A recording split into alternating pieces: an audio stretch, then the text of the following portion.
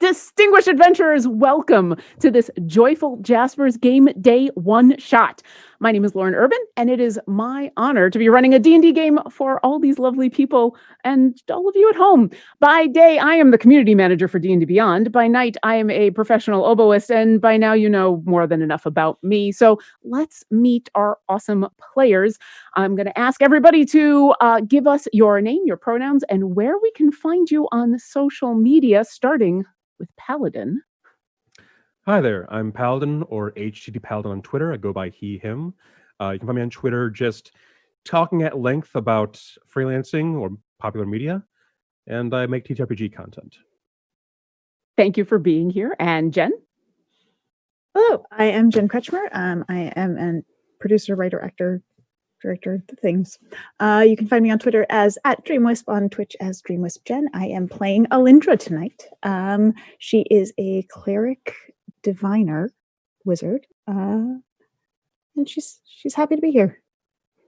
Awesome. And I'm happy Thank to be you. here. And I'm happy that you're Oh, here. and pronouns are she, they, and Alindra, she, her. Awesome. And Nick? Hey, my name is Nick Rugen. I am on Twitter at nscottg. My character is basically a male wizard. He's pretty grouchy. That's just the best way to say it. Doesn't talk very much. Pronouns for both me and the wizard are he, him. Awesome. Thank you for being here. And Michael? Hi, Michael Brooks. I am playing Lucky Fire, a very brave Tabaxi rogue that will never hide behind the barbarian at all, ever. Pronouns he, him. You can find me on Twitter at Michael Brooks VO. Actually volunteered for the late night shift so that I could play this game. So I'm very happy to be here. And we're happy to have you here. And Zort1? Hi there, my name is Zort1. You can find me at Twitter at Zort1. And my pronouns are he and him. What I do is I'm a financial related guy. There is my day job, but I also play in a lot of D&D games, as well as I'm also on a stream called it's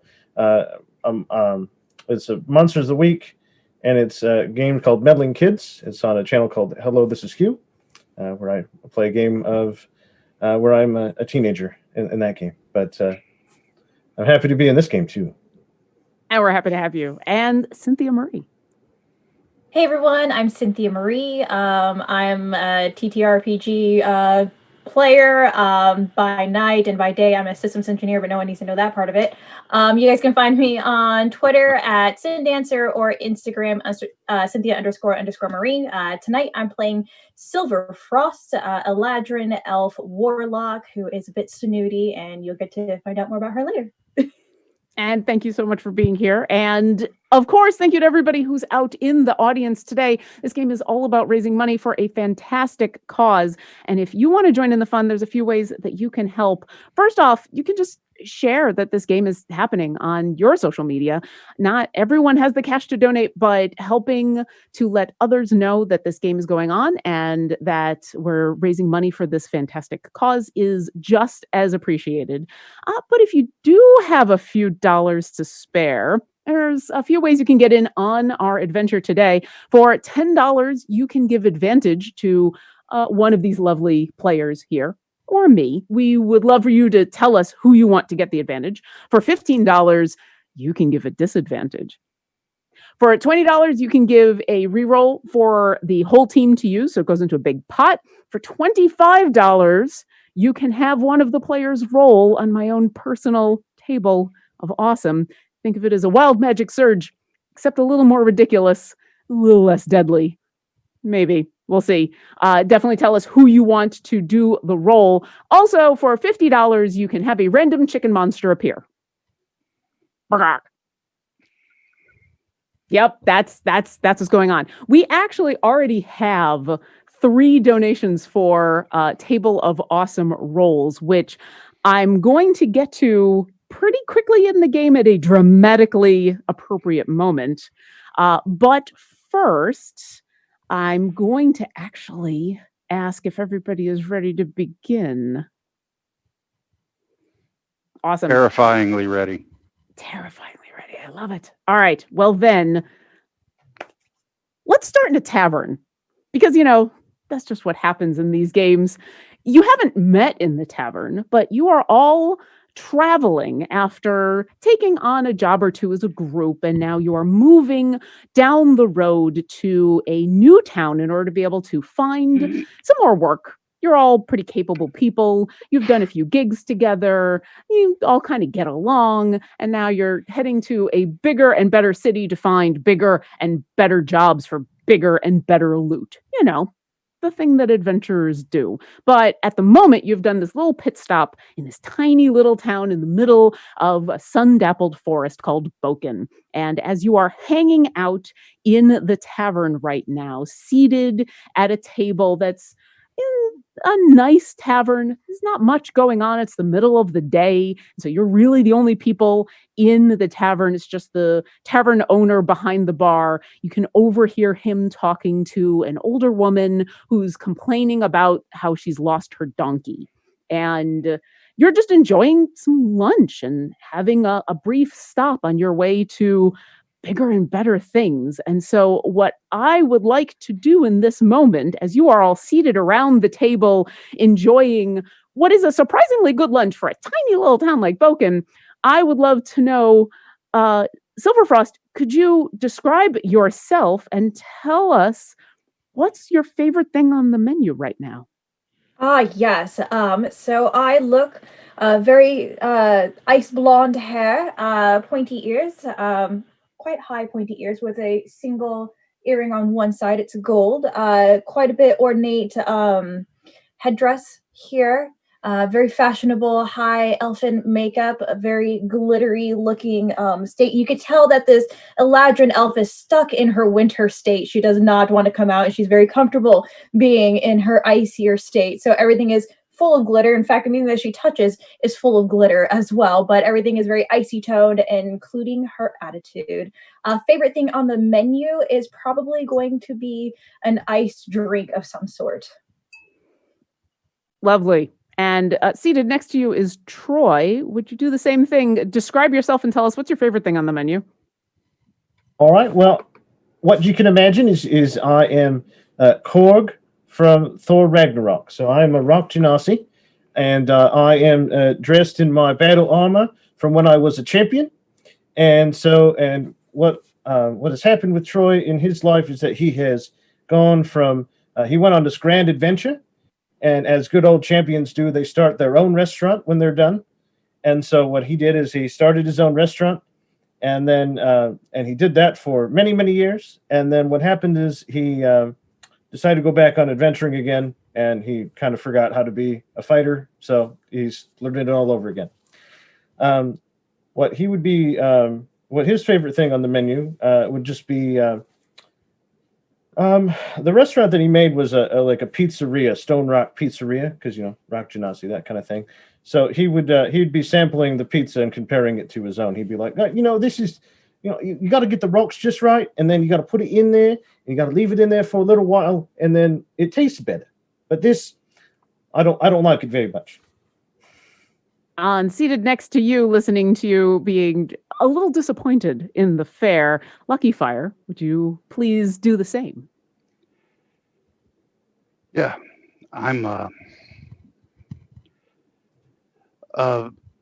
very darkly dressed and just taking in the scenery and trying to stay within myself because I'm of the night and very darkly dressed to try to cover up the fact that I'm a brightly colored calico tabaxi. But I am the night. And just so you know, Lauren, the first wisdom check that I made of the night was a natural one. So I reach up on the table and swat the nearest cup directly off the table. I mean, it is your cup. You did. What did you order? It was probably some form of ale just to try to fit in, because I don't want to stand out. You have to blend. I've learned. I probably wasn't drinking very much of it, but I do just swipe it straight off the table and look at everybody like nothing happened, because I don't know how it fell. It just fell. And favorite dish would be any sort of fish dish. Well, Pulvum, you've just noticed your semi-new friend bat their drink off the side of the table. Would you describe yourself and what you are eating at this very moment that you enjoy? Yeah, I'm pretty much just like a 5 foot tall, gangly looking guy with like a dark green cloak on, who for some reason I never take it off. And I'm just kind of looking at the menu, kind of grousing over it and trying to find something that, looks appetizing. I look at some soup and that looks pretty good. Just regular old tomato soup. And as a lovely dish of tomato soup is brought on over, Alindra, would you please describe yourself and your favorite dish? Yes, Alindra would also probably order tomato soup or a plate of roasted vegetables. And I do have an owl sitting on my shoulder with very judgmental eyebrows. Very judgmental. I'm a high elf. I have bluish white hair, skin like marble, and I'm wearing some scale mail. I have at my side a mace that looks like a book.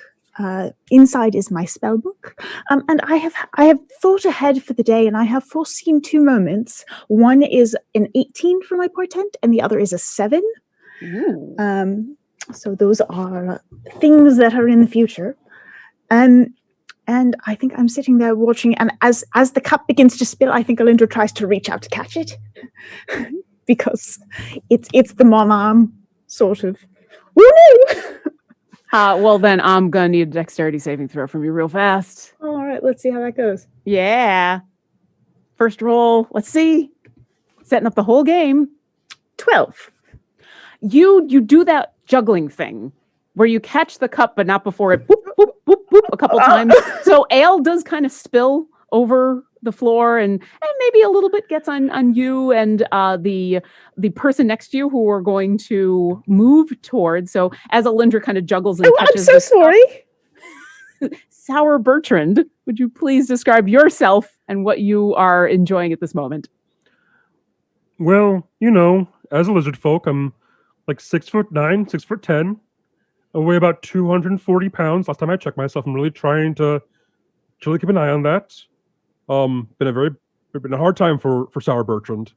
I really like the soup. It smells really good, but they gave me a fork, so it's very slow progress. I've got most of the soup here still. It's still kind of warm, but I'm having a real hard time. I'm wearing like a very nice set of pants I found. They're like really fancy, real fancy stuff. I used to just have like this kilt.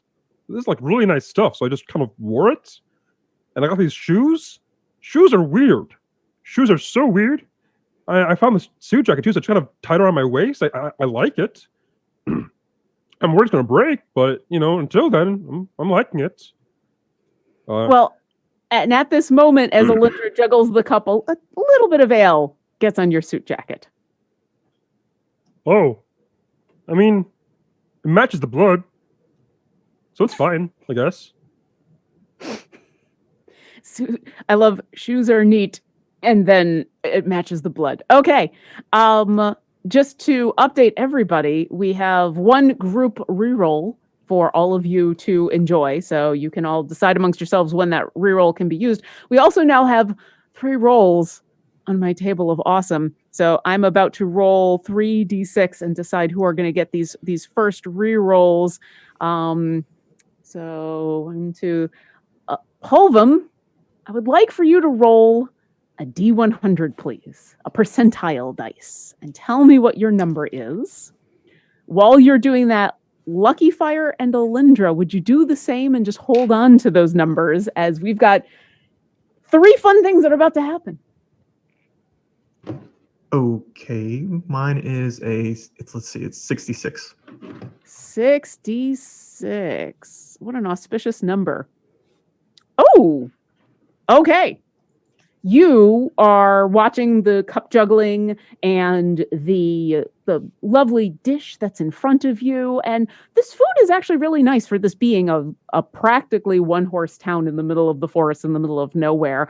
But as you instinctually reach out with one hand to kind of shelter your food from the flying ale, and reach out another to grab the side of the table, and you move and you find yourself accidentally casting a spell, and the food in front of you all morphs and changes and suddenly becomes richer and bigger and more expensive and more appetizing, and fills the plate and fills your cups and overflows as a hero's feast appears on your table. And so, for those of you who don't know, you've all now taken part in eating a hero's feast, which means if you happen to have any diseases or are poisoned, you are cured. You are now immune to poison and being frightened for the next 24 hours. You have advantage on wisdom saving throws, and everybody go ahead and roll 2d10 because you're about to get some hit points. Yeah, this is a start to this game is.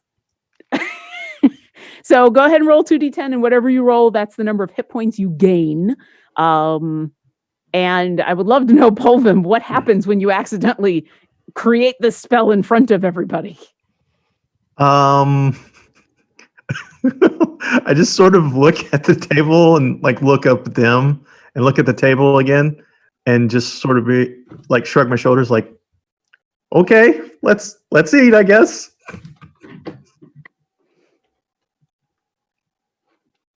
Got a 10 through Twitch. Oh, Do we have to pay for this? This is quite a bit of food here. Oh, No? Just go ahead and dig in. it shoved my soup onto my pants. I am concerned that we maybe fit with a bill here. That is quite extraordinary. at Not that sure what moment. the- Oh, go ahead. what the local customs are, the local laws, but I can start to find out and see if there's anyone who has a legal text nearby. Sour We Bertram start looking begins. for a lawyer. Sour Bertram begins to panic Oh. and starts to try and eat as fast as he can. Hey, Awesome. man, don't choke on that food. You see, You got to slow down a little bit. You see some tears well up as he goes. They can't find out if we eat it all really fast. That's not was that? technically true. And some of That us is a don't good have point. extra stomachs. We can find out. At this moment, the bugbear proprietor of this inn comes on over, who had been serving you before, sees the bounty in front of you and said, "Oh, I didn't know you had brought your own stuff.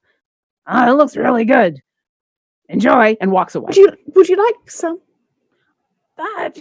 If you got something left over now, I mean, you already ordered your food. I didn't know you'd brought supplemental, but smells really good. And he walks away. It's a whole feast for everybody. It's giant. We're not going to eat all this stuff. Well, hold on. Don't invite everybody to our table. We don't need the entire tavern to be joining us. Do we? No. Why not? Make it a party. While you this, see is, those people? Alindra and I are sitting here.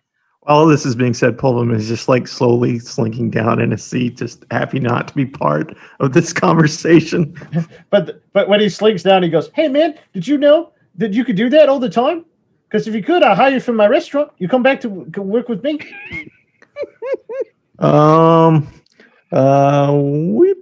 Maybe we should get going. Yeah. He looks around nervously. As some of you are chowing down faster than others, and some of you are looking to leave, Alindra, what was your role on the wild? At a 71. 71. Oh, this is super appropriate. There's plenty of food here for everybody of all sorts. There is some meat here, which of course you do not eat. In fact, No, I'm a vegetarian. yeah, you find the sight of cooked meat highly offensive.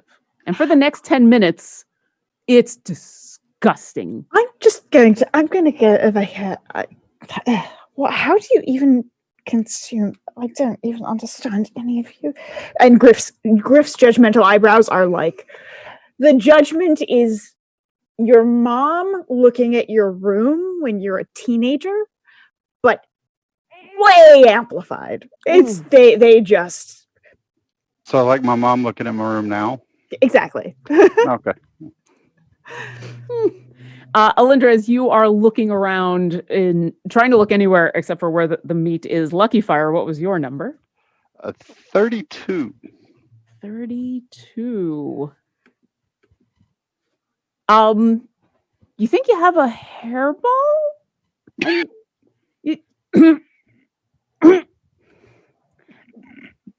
I need you to roll another D100. I cough up a chicken. 44. You think you have a hairball, but when you finally cough it up, it's 44 gold pieces. Ting, ting, ting, ting, ting, ting, ting, onto the ground. It takes a Hey, little look at while. that. He's making money. Dude, why? His name is Lucky. That doesn't that's track. That doesn't explain anything. Well, I mean, Lucky, can you do it again? I don't know. I feel like don't think I metal want coins. to. I feel like metal coins in the back of your teeth isn't not lucky. That's a quite expensive dental bill. You know Well, what? the good I got an idea. I went to a place, a goblin place, where you go up to one of these machines and he grabs Lucky's arm and he like moves it, like he raises it and he like moves it on down to see if more coins come out. Oh, I lost. I don't think that's how that works, Troy. I thought it would be a try. Well, at least this money will help pay for this feast, I guess. I don't think we have to. So we're just gonna walk out of here without paying for food? Who are we going to pay for it? Not me. As you all try to decide who's going to pay for the feast, some of which was food that you ordered and some of which was food that you conjured, that just appeared. No one's really sure.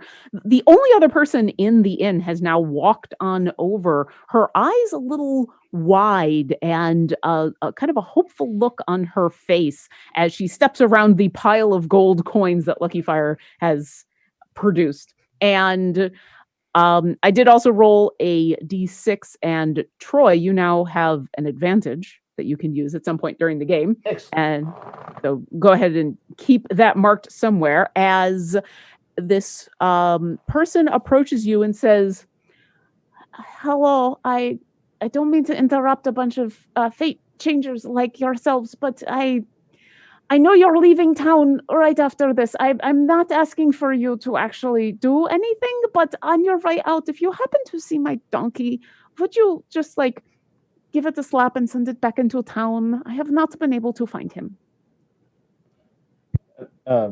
Troy nods and he goes, "Well, yep, that's what we're kind of here for. We do kind of fix problems. It's the kind of the thing. My name is Troy. This is the party of people," and he introduces everybody. And we're out, out to seek adventures. And if you're missing a donkey, I bet we could go and find it. If you do decide to go, I mean, that would be fantastic, but really just keep an eye out. Yes, Silverfrost? Oh, you are muted. There we go. Can you hear me now? Awesome. Yeah.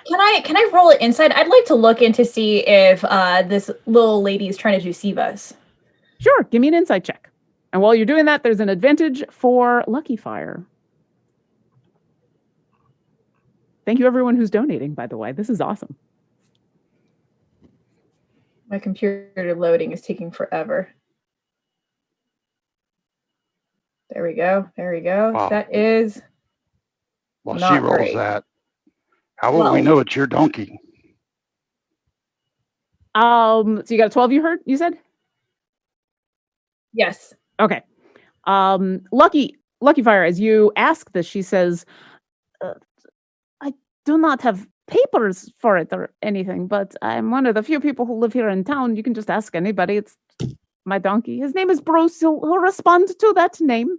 And Silverfrost, as she is talking, she seems to be pretty forthcoming. She's definitely apprehensive, as you are a fairly ostentatious crew, especially after some of the things that have just happened. But you don't sense any sort of deception. She just seems to be asking a simple favor. And as she says this to you, she says, "And really, I'm not. You are all very powerful fate changers. I would not ask you to go looking for my donkey.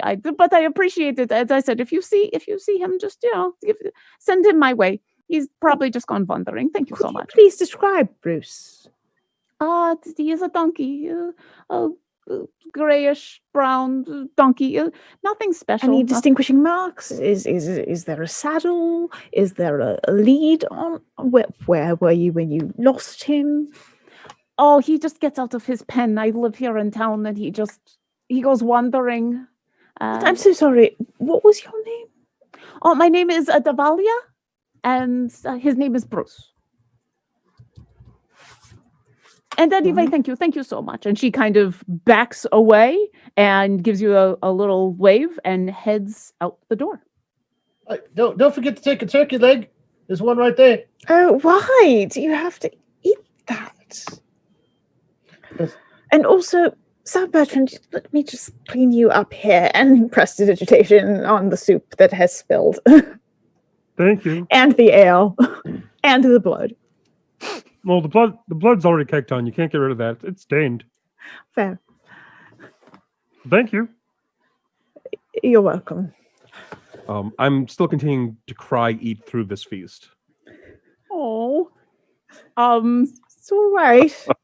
How long would you all like to continue to hang out in this tavern? Is there anything else you'd like to do before you head back on the road towards bigger and better things?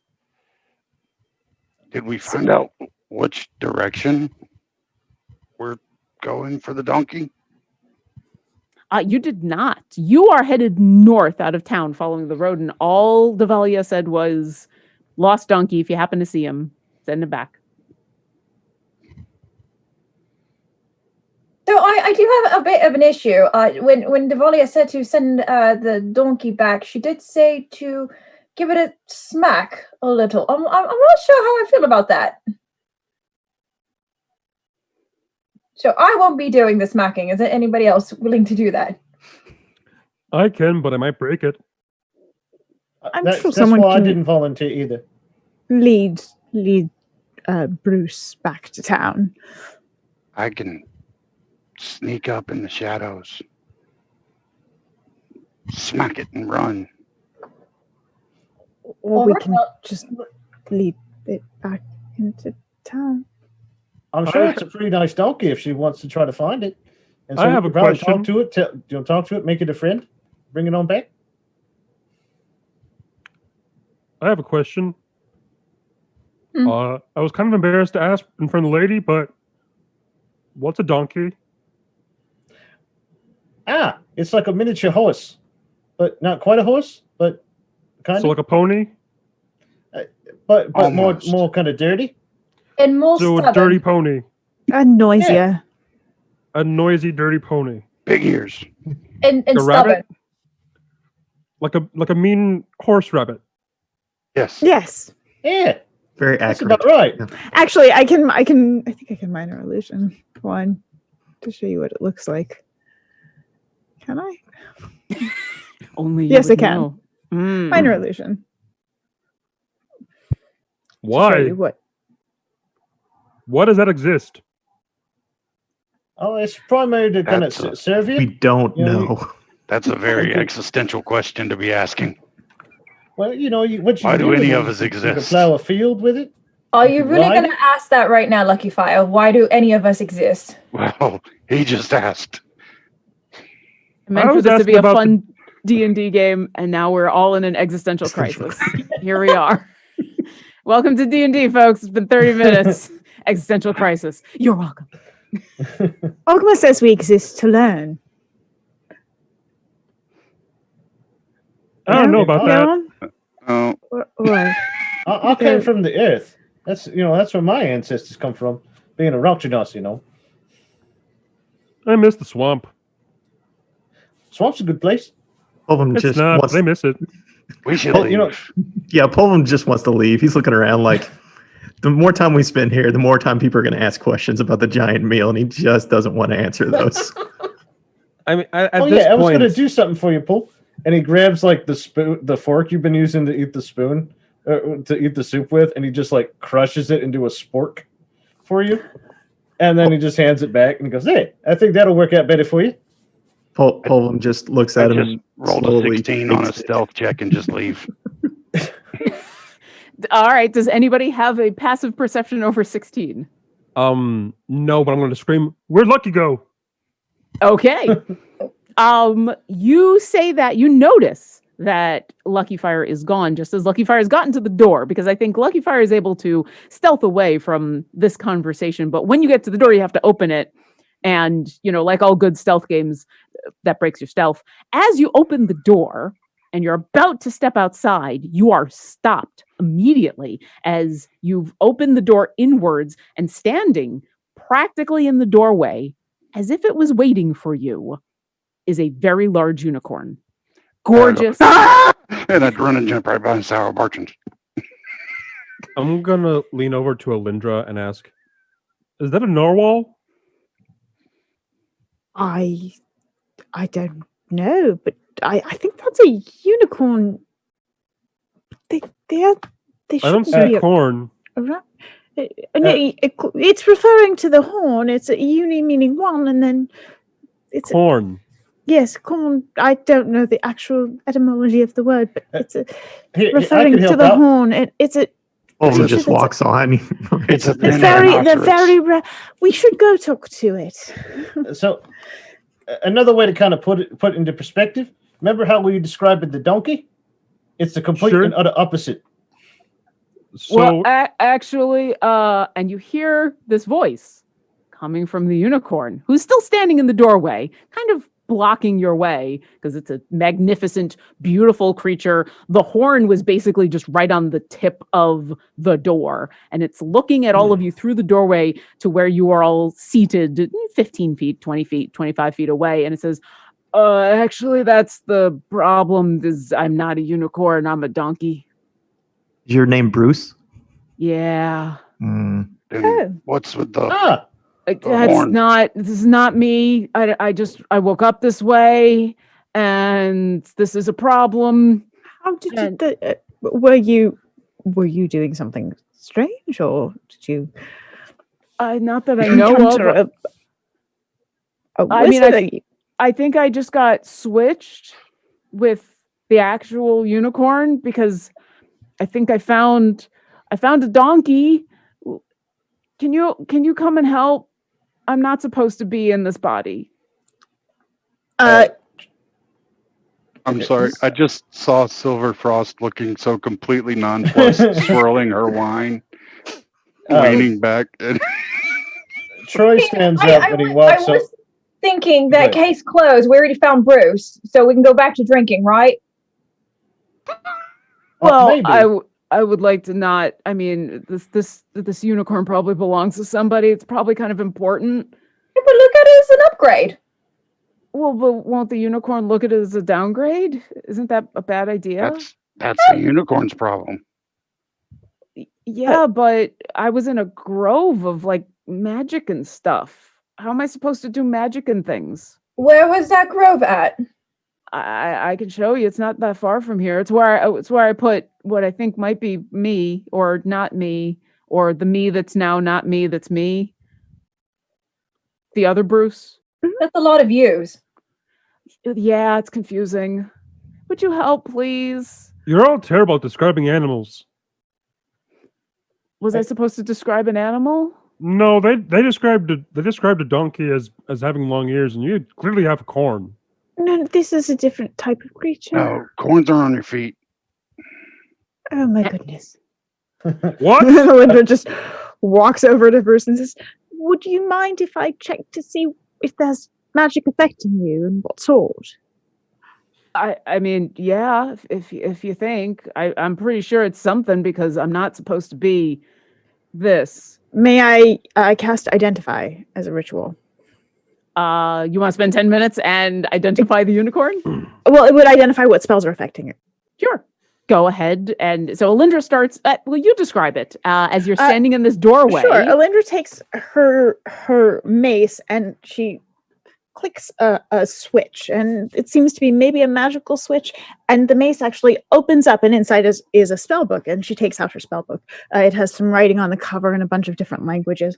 She flips through it and she goes, here we are. And she reaches into her pouch and takes out a pearl, and she begins saying an incantation. She puts her hand on Bruce's shoulder or forequarters and begins kind of chanting, and you see this kind of light go through her fingertips and surround Bruce as she absorbs information. As Alindra is doing this, what are the rest of you doing for this moment and the next 10 as she is taking care of this spell? Troy will walk up to Bruce and he will be like, oh, she didn't really ask, but I'm going to ask, can I like touch you? Because I have a thing with illusions and I want to make sure that you're real, if that's all right. Well, I kind of figured the asking if she could identify was part of it, but yeah. Go. I just want to be, and then he like just touches it. Oh, okay, it is real. So and then so he just starts a conversation. It's just because he's just like, yeah, all right. So besides that, how's your day? Weird. How's yours? It's weird. You see that feast over there? Yeah. It disappeared. Oh, the smell's really good. Can I have some? Yeah, I'll go get you some. What you see? You see a whole spread there? What you like? And then he just kind of walks over there, and just starts to pile stuff up for him. Bruce follows. Alindra, you have to kind of scoot a little bit in order to continue to cast Identify, but now you all have a unicorn at your table, standing there, looking over all of this delicious food. Is its tush just on the table, just like looking around, like? Well, it's just standing at, like, it's just walked up to the table, but it is peering at all of the food closely, and it's obvious that it doesn't exactly know the length of the horn on its head, and so all of you have to kind of duck out of the way and dodge as it. I really want to picture it sitting like a dog would sit next to the table, trying to beg for food. It's on its back haunches. Has anyone find it strange that we're actually talking to a unicorn? Little? I'm not So- familiar with unicorns or particularly. donkeys to know otherwise, so no. So we have a talking rock pile, a lizard dude, that a hurts. talking cat, and the unicorn's the problem? Right, but see, here's the thing, is that all of you are races of people that we ordinarily see, but we don't necessarily see a talking donkey unicorn. Well, if it makes you feel any better, it's a little weird for me too. We're all weird. Talk It's all from right. what I understand. Did you wake up being able to talk to people? Think so, yeah. Could you We're talk real- yesterday? I don't know. I woke up and I was in the glade and everything felt weird and I didn't know what was going on. How did you get to the glade? I don't know. It was, I just remember eating grass and having fun. And then the next thing I know, I was there and then I went looking and I think I found me, because I think I was a donkey. I think. Anyway, I found a donkey and it responded to my name, which means I think that's where the unicorn is. I think it's me, and I don't know. Are you done with that? That tickles. And I'm gonna say at this point it's been 10 minutes. And your Identify, there is some residual magic left on this creature. You get not a specific spell, but you do get traces of enchantment and transmutation. Okay.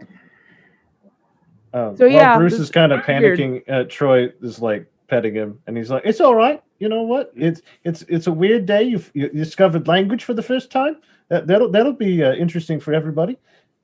My adopted son is a myconid, so he speaks with all kinds of puffs and language and images.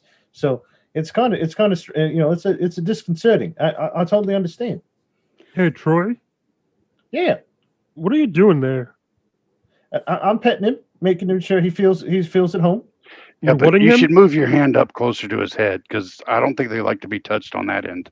Oh, all right. Yeah, you're right. Thanks, Lucky, for that. I'll move up. While this is going on, Pulvum is looking at like the hose and sort of trying to inspect if there's any kind of dirt. Maybe figure out where from there the donkey / unicorn hybrid now came from. Does he figure anything out just like looking at the hose and seeing dirt on there, like where it might have come from? As far as I would give me an investigation check. So go ahead and roll your d20 and add your investigation. Okay. And then after he does that, I'm just going to ask him. Okay, so I rolled a 13 and my investigation is, I believe, 14. So that's a 27. You have a plus 14 to your investigation? It's it's in passive investigation. So yeah. Oh no, I need your Okay. active. This is okay. your active one. So it's 4, so it would be 17. My bad. Sorry. it's still really good. Yeah, you notice what is very obviously some local dirt. This unicorn hasn't seemed to have gone very far.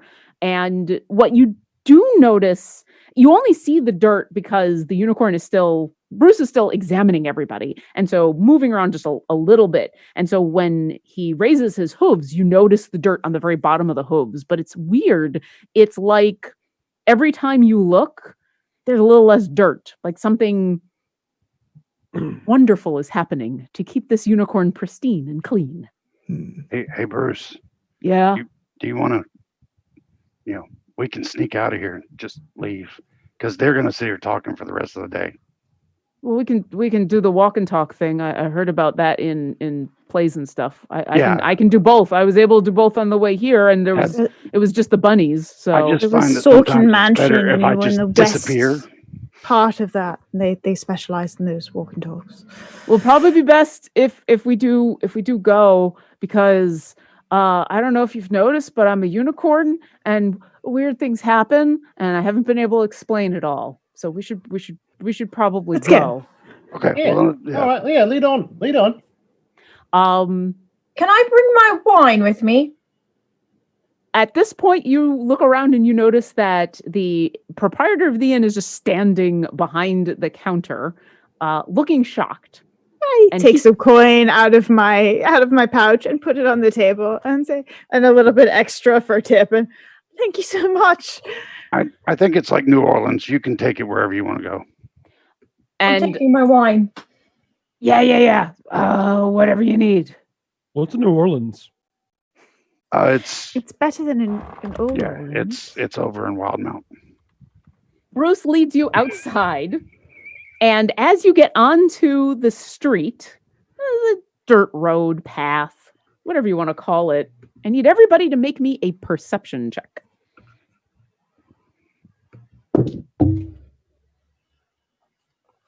18. 18 And for Alindra. Sour Griff Bertrand? has. Oh, yes. and 24. Griff. Oof. What's Griff have?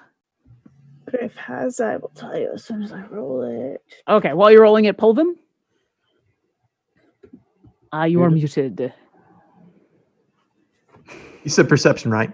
I did. Yeah, that's going to be a 10. Okay, and Silverfrost? 21. And Troy? Troy got a 6, so he's been comforting Bruce the entire time. He's just like, you know what? I know it's weird. It's so weird, and you're being a brave boy. You really are. Thanks, I appreciate it. Lucky Fire? 18. And Griff? 15. Awesome. Silvery Frost and Sour Bertrand, the two of you, as you step outside, you notice two things that are odd. The first thing being, there's a lot of small woodland creatures kind of hanging out, watching. In fact, they're all watching and they all seem to have like anime heart eyes looking right at Bruce. There's like a bunny over by this one corner of a building. There's a couple birds, blue jays, you think, flying around in like wide circles. There's a couple squirrels that you could have sworn when you entered the inn were chasing each other up and down a tree. And now they're both just on either side of the tree, staring at Bruce wide-eyed, almost grinning. Are any of the animals close to us? I'd say 20, 30 feet. I would like to walk up to a rabbit. Okay. I try to speak to it. Okay. Is this just part of one of the things that you can do, or is this a spell? No, this is not a spell. This is me trying to check if they're like Bruce. Oh, okay. All right. So you walk up. What do you say to the rabbit?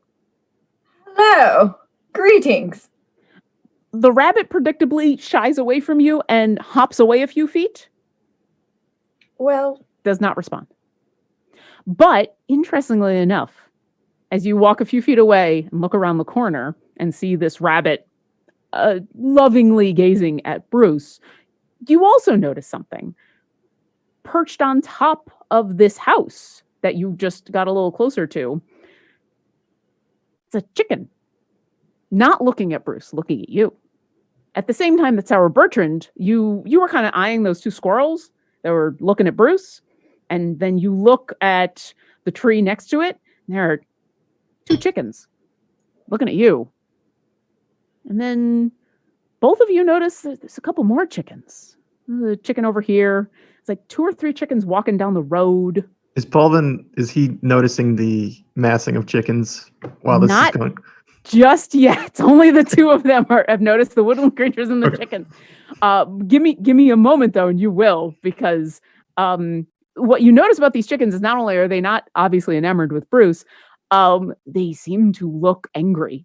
You've gotten used to Griff the owl's judgy eyes. This isn't judgy. This is anger. This is hunger. And there's more of them now, and you hear the buck, buck, buck, buck, buck, buck, buck, buck, buck, buck, buck. yeah, this isn't going to bode well for us. Question. I'd like to do a little kind of weird dodge movement to see if the eyes are following me. Oh yeah. Yeah. Okay, so if that's the case, I would like to use my mage hand to grab the chicken. Okay. You cast Mage Hand. You try to grab the chicken. I guess I'm going to do a dexterity saving throw for the chicken. Give me a second. Oh yeah, it fails. That's not even double digits. So your Mage Hand grabs this chicken. All of you now, as this chicken is grabbed by a Mage Hand, all of you hear the "Blah!"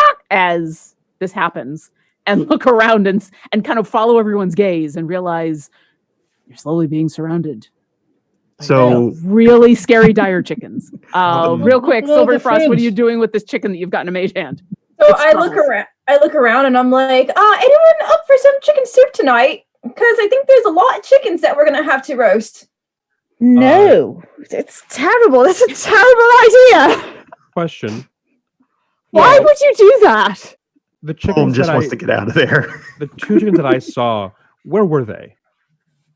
You saw 2 about 40, 50 feet away next to a tree. And then as you're like scanning now, as all of you are scanning now, there are dozens.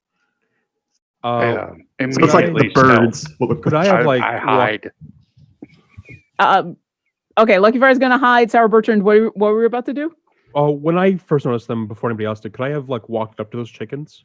Sure, I'd say while Silverfire is doing the Mage Hand grab of one, what would you like to do next to your chickens? I'm just gonna go to bite it. Honestly, I don't like being stared at like that. I don't like being judged by poultry. Okay, I'm going to let you get off a bite attack, and then we are going to get into initiative, because between that and the Mage Hand grab, the swarm of chickens that one of our lovely donators has summoned, because we've had a random chicken monster, and so guess what? Getting a chicken swarm. We're going to be going into initiative. So first, though, Sour Bertrand, give me an attack roll. How do you handle crit rolls?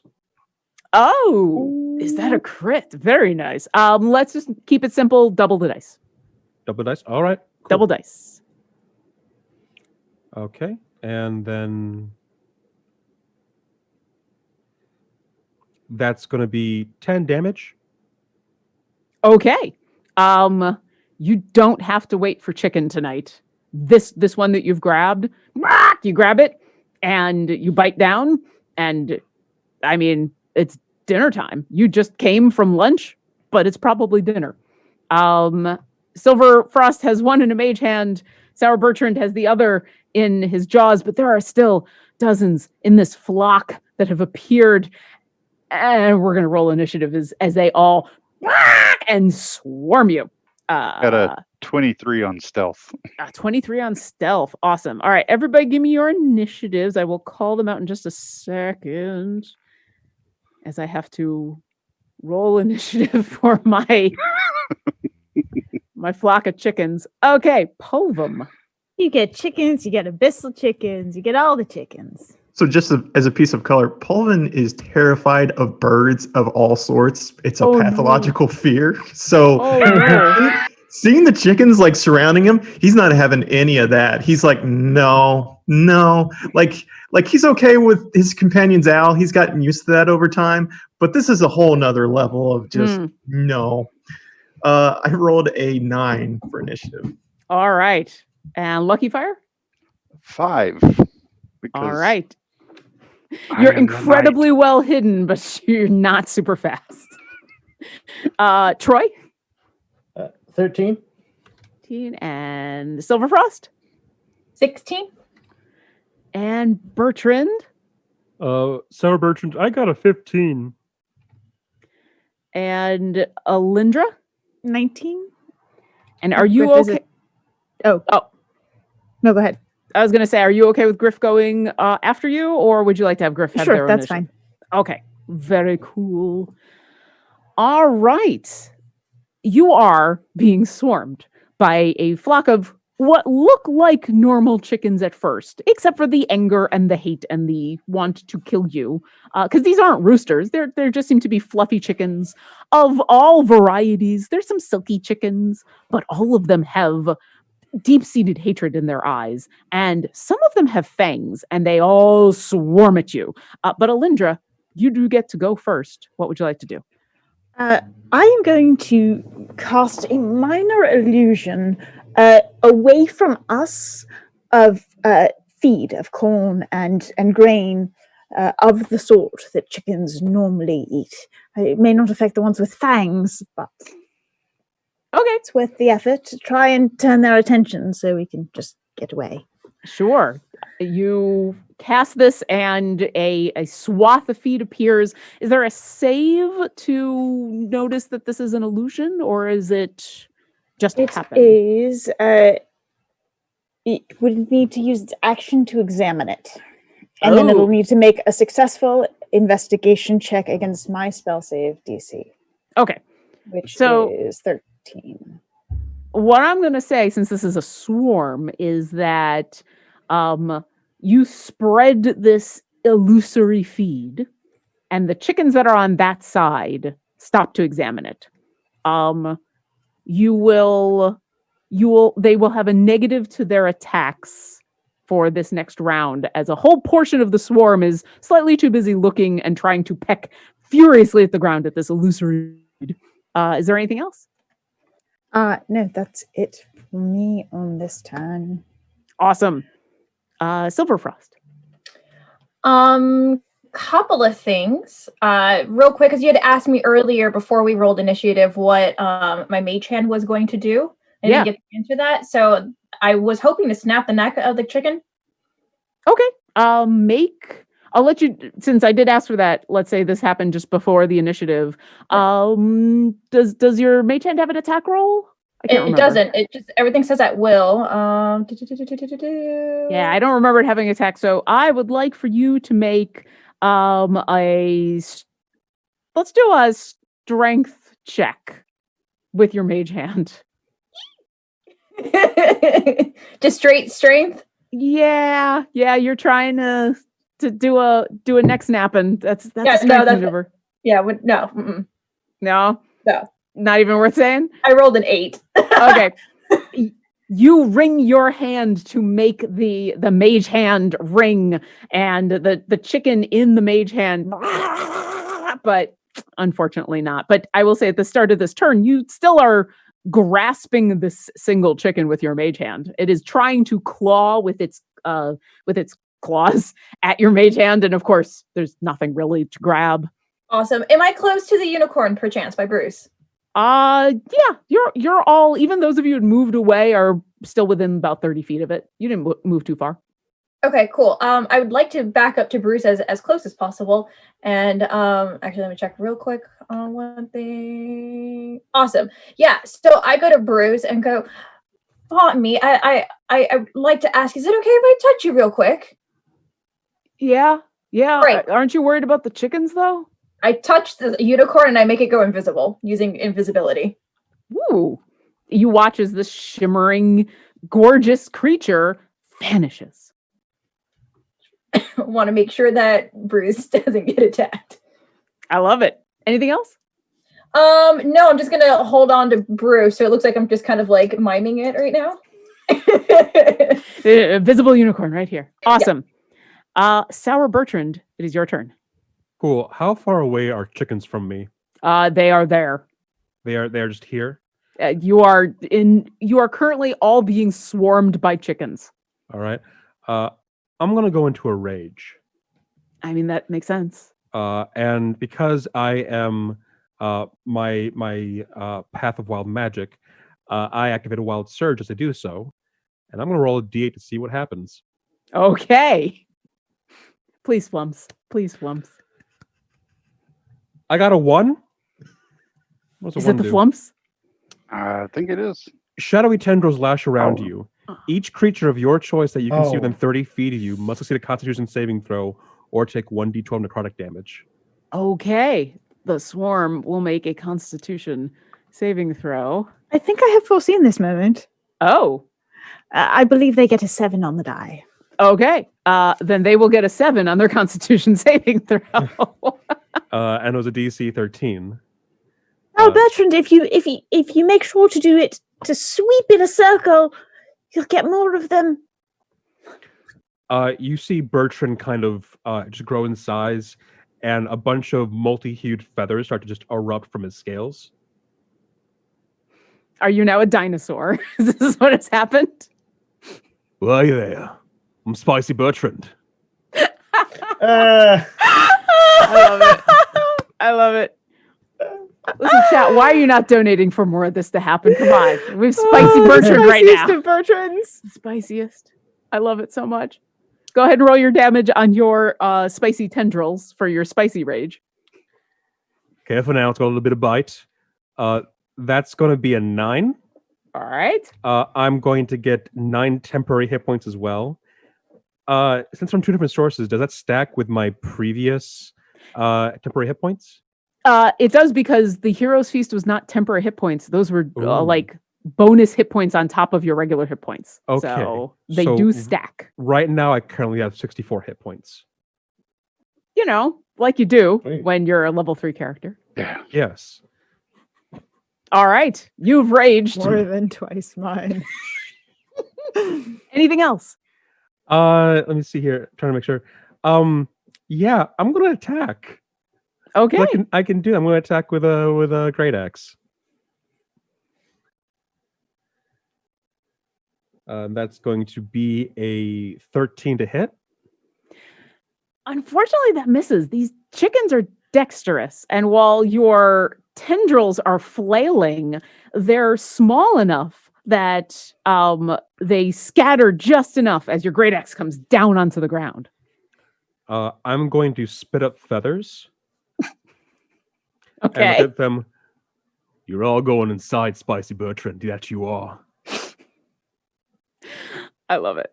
Anything else? That's good. I'm good. That's it. Awesome. Troy, it's your turn. I'll never get tired of that. And he points to Bertram. He's like, that makes my day every time I see that. And then he takes out his own greatsword and goes, well, I guess it's time to take care of this. And he walks up to he looks at the swarm and he goes, so you're gonna hurt my friend, are you? Because oh, all right. Well, like I said, I don't typically like to do this because even though you are a sentient being and all, I just if you're gonna intend to hurt my friends, I'm gonna have to hurt you. I'm sorry about this. I mean, you see nothing but murder in their eyes. Yeah, it's well, all right. And then he he pulls backs the sword up and he goes for a swing. I got an 18 to hit with the great sword. That does hit. And that'll be 7 points of the slashing damage. Yeah, you cleave through some of these chickens, felling a few, catching a few others with your sword. There are still a lot, though. Anything else? No, I'm good. Okay. It is the swarm of chickens' turn. And you are all surrounded. You are all enveloped by feathers and wings and claws and tiny little beaks, some with fangs. I need everybody to make a dexterity saving throw. That was a sentence you expected to say this morning when you woke up, right? You're all surrounded by the swarm of chickens. No, but that happens. Also, Spicy Bertrand, you now have an advantage that you can use at any point. So for that dexterity saving throw, sour / Spicy Bertrand, what'd you get? Oh, Spicy Bertrand right now. And I got a wonderful 14. That is a failure. Alindra? Shoot. I have a 20, dirty 20. I'm sorry, 18. It added the 2. That is a success. Pulvum? I got a 17, but I have a +1 to dexterity on saving throws. So it's that's 18. And that's a success. Lucky Fire? 23. That's a success. Troy? Looks like the big boys are having a problem because I got an 11. That's a failure. And Silverfrost? Got a 15. That is a failure. Those of you They do have the disadvantage from the pecking at the illusion, right? Oh, yes. And when the attacks come, that will go into effect. But this is the weight of these chickens, as some of them are flying up at your face. Other of them are scurrying around your feet. Some of them are trying to land on Bruce. They're just everywhere. Dander and that weird fluff that chickens produce in multicolors are just everywhere. And there's that weird dust in the air. And those of you who succeeded, nothing happens. And everything is just difficult terrain right now because everything is full of chickens. Those of you who failed, for the moment, are blinded by feathers. So you are currently considered blinded. And also, there are chickens everywhere. And then the chickens are going to attack. They are going to attack they're going to go after Spicy Bertrand and Troy because those were the people that got off hits, essentially. And Silverfrost is holding on to one, but that chicken is still squirming and isn't quite hit. So first for Sour Bertrand or Spicy Bertrand, I'm sorry. I don't think a 6 is going to hit you. No. And for Troy, I don't think a 4 is going to hit you. So no, I'm sorry it didn't get me. Yeah, so this swarm of angry fowl, thanks to enough of them being distracted by the feed, do horribly with their beaks and their claws, as there's just not enough of them to pierce through your armor. And up next is Pulvum.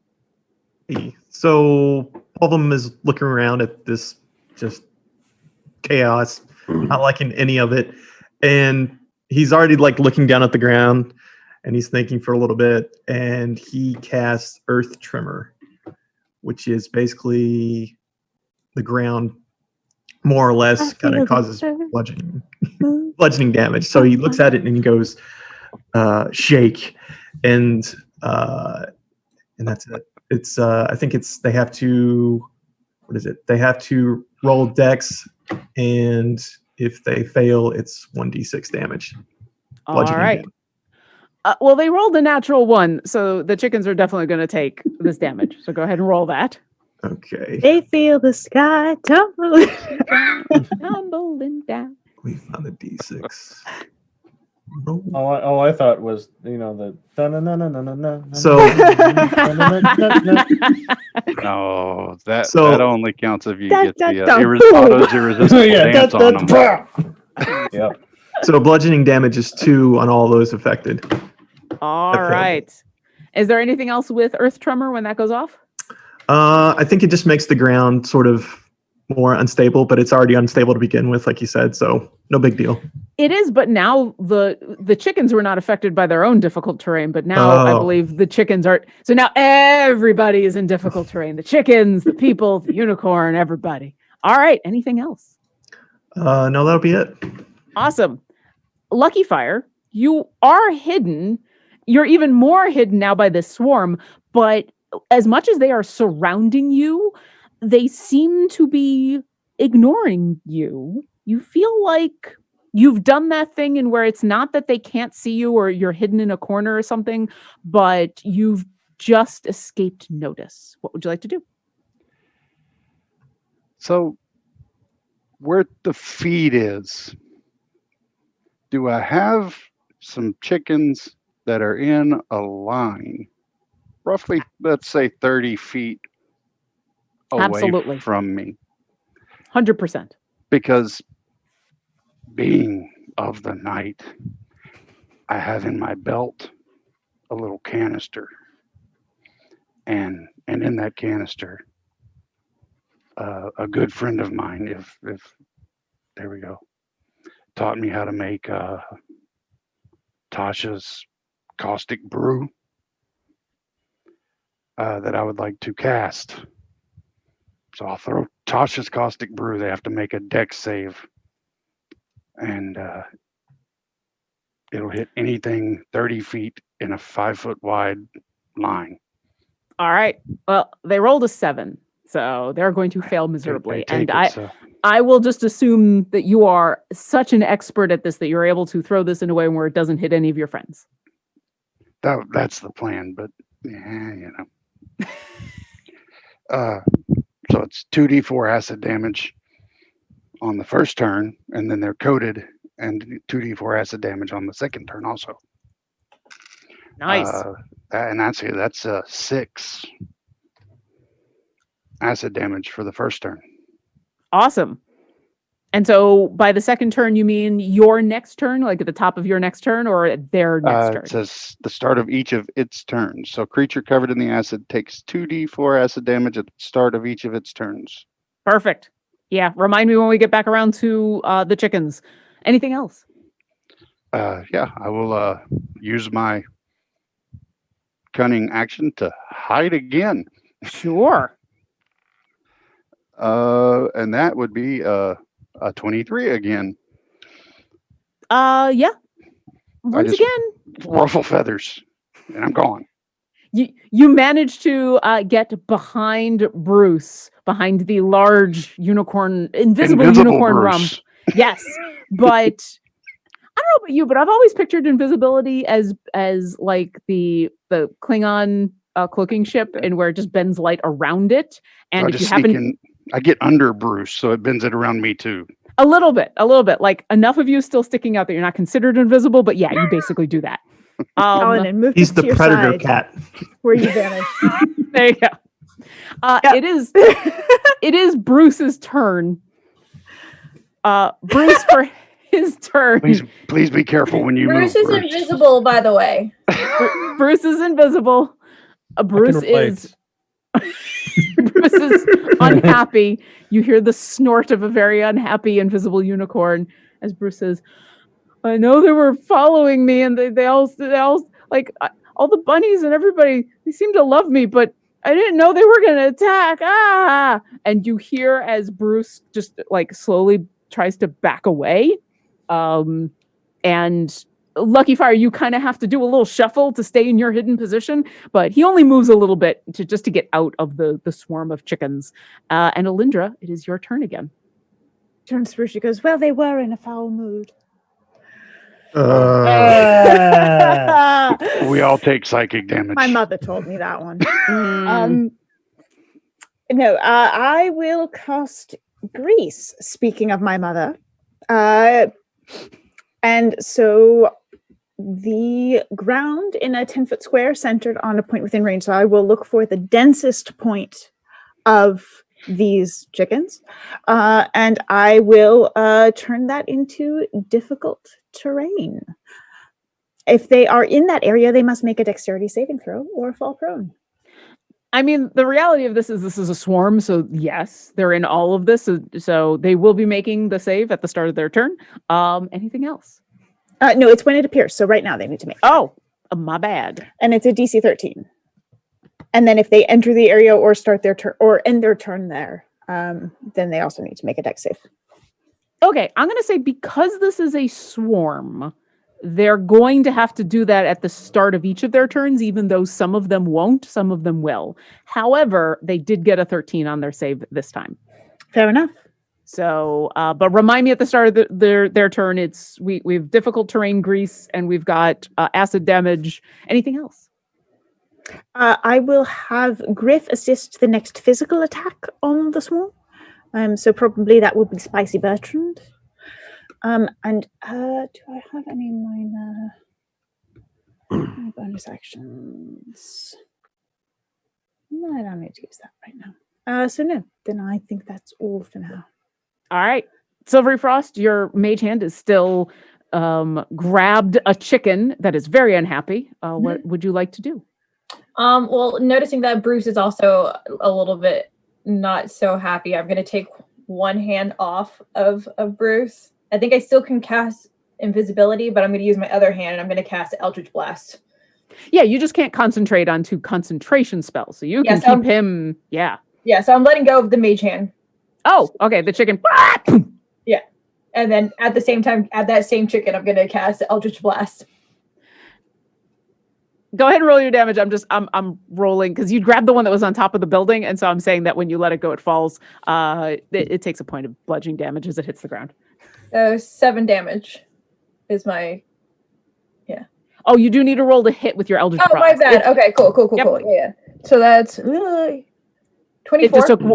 Oh yeah, 24 definitely hits. Yeah. There are too many chickens not to. They're wearing plate.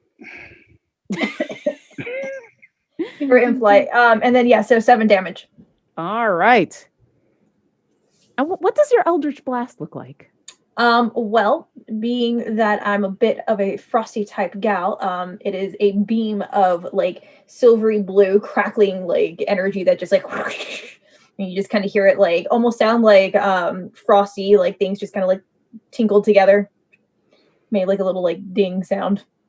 And several chickens fall to the ground, frozen, ready to be placed in your freezer and eaten for later. Anything else? That's it. I'm just gonna check back with Bruce and make sure Bruce is still invisible. Bruce is still invisible. And Spicy Bertrand, it is your turn. All right. Before I do any rolls, Alindra, what did you give me? Griff will provide the help action, so you have advantage on your physical attack. No, that's real spicy. Griff flies around the swarm, distracting them from the other flying, swarming chickens.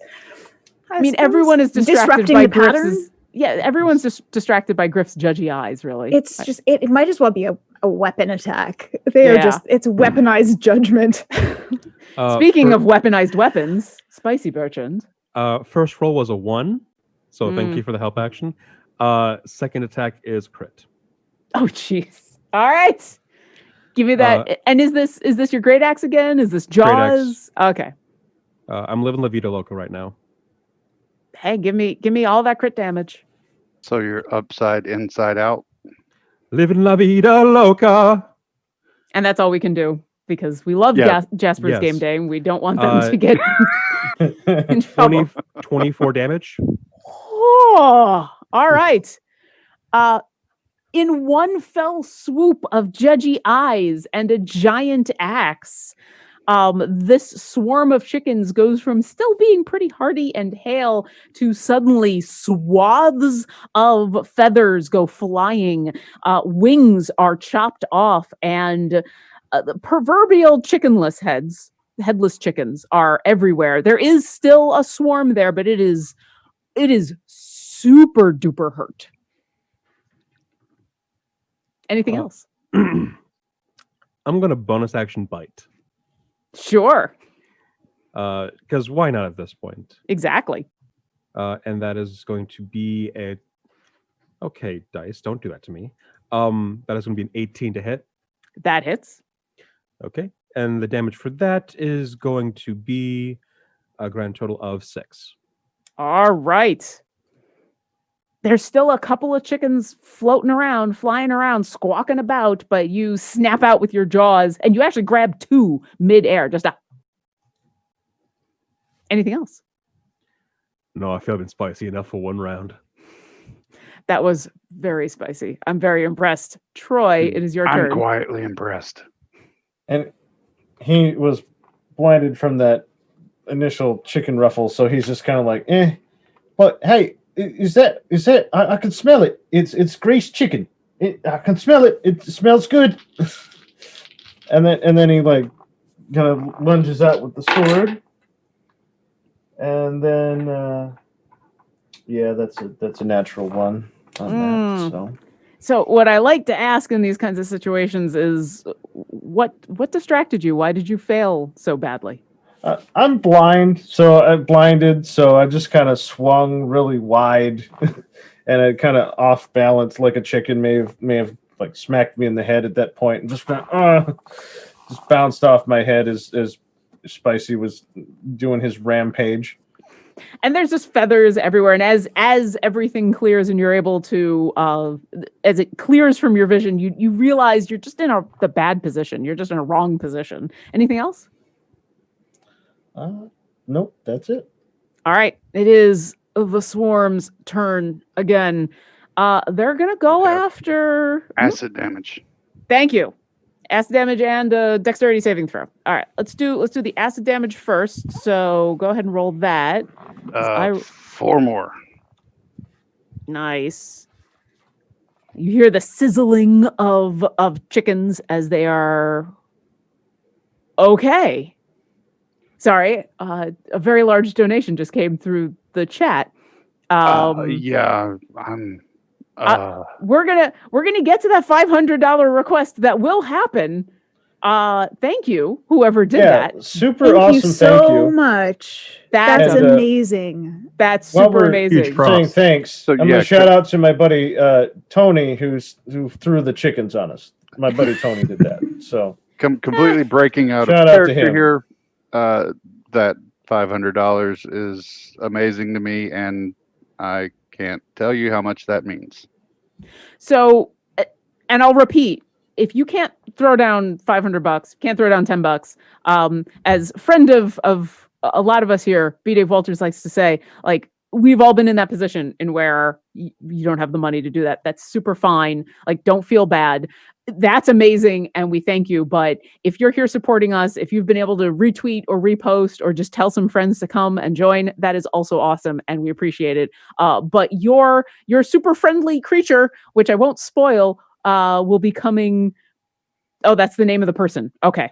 Yes. Thank you, Blandy McBlenderson. For a moment, I thought that was the name of the creature. I'm like, well, that's a name for this creature. I won't spoil the creature, but first, we have a bunch of chickens that we have to deal with first. They just took acid damage. Alindra, they did save on their grease check. They rolled an 18, so they are not knocked prone. They are still suffering from the disadvantage of your feed, however, and there was the earth moved under their feet. But they are still going to bite 2 people.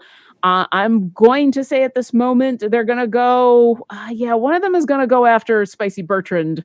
The other, I'm going to make a random roll here, and they're going to go after Pulvum. So, Spicy Bertrand, does a 16 hit? A 16 does hit. Okay. Please hit me.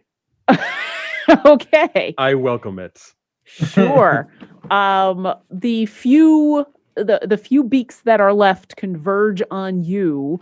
And you are going to, oh, it's half. Whoops, I got to roll that again because I forgot they're at less than half health. So they're not going to take full.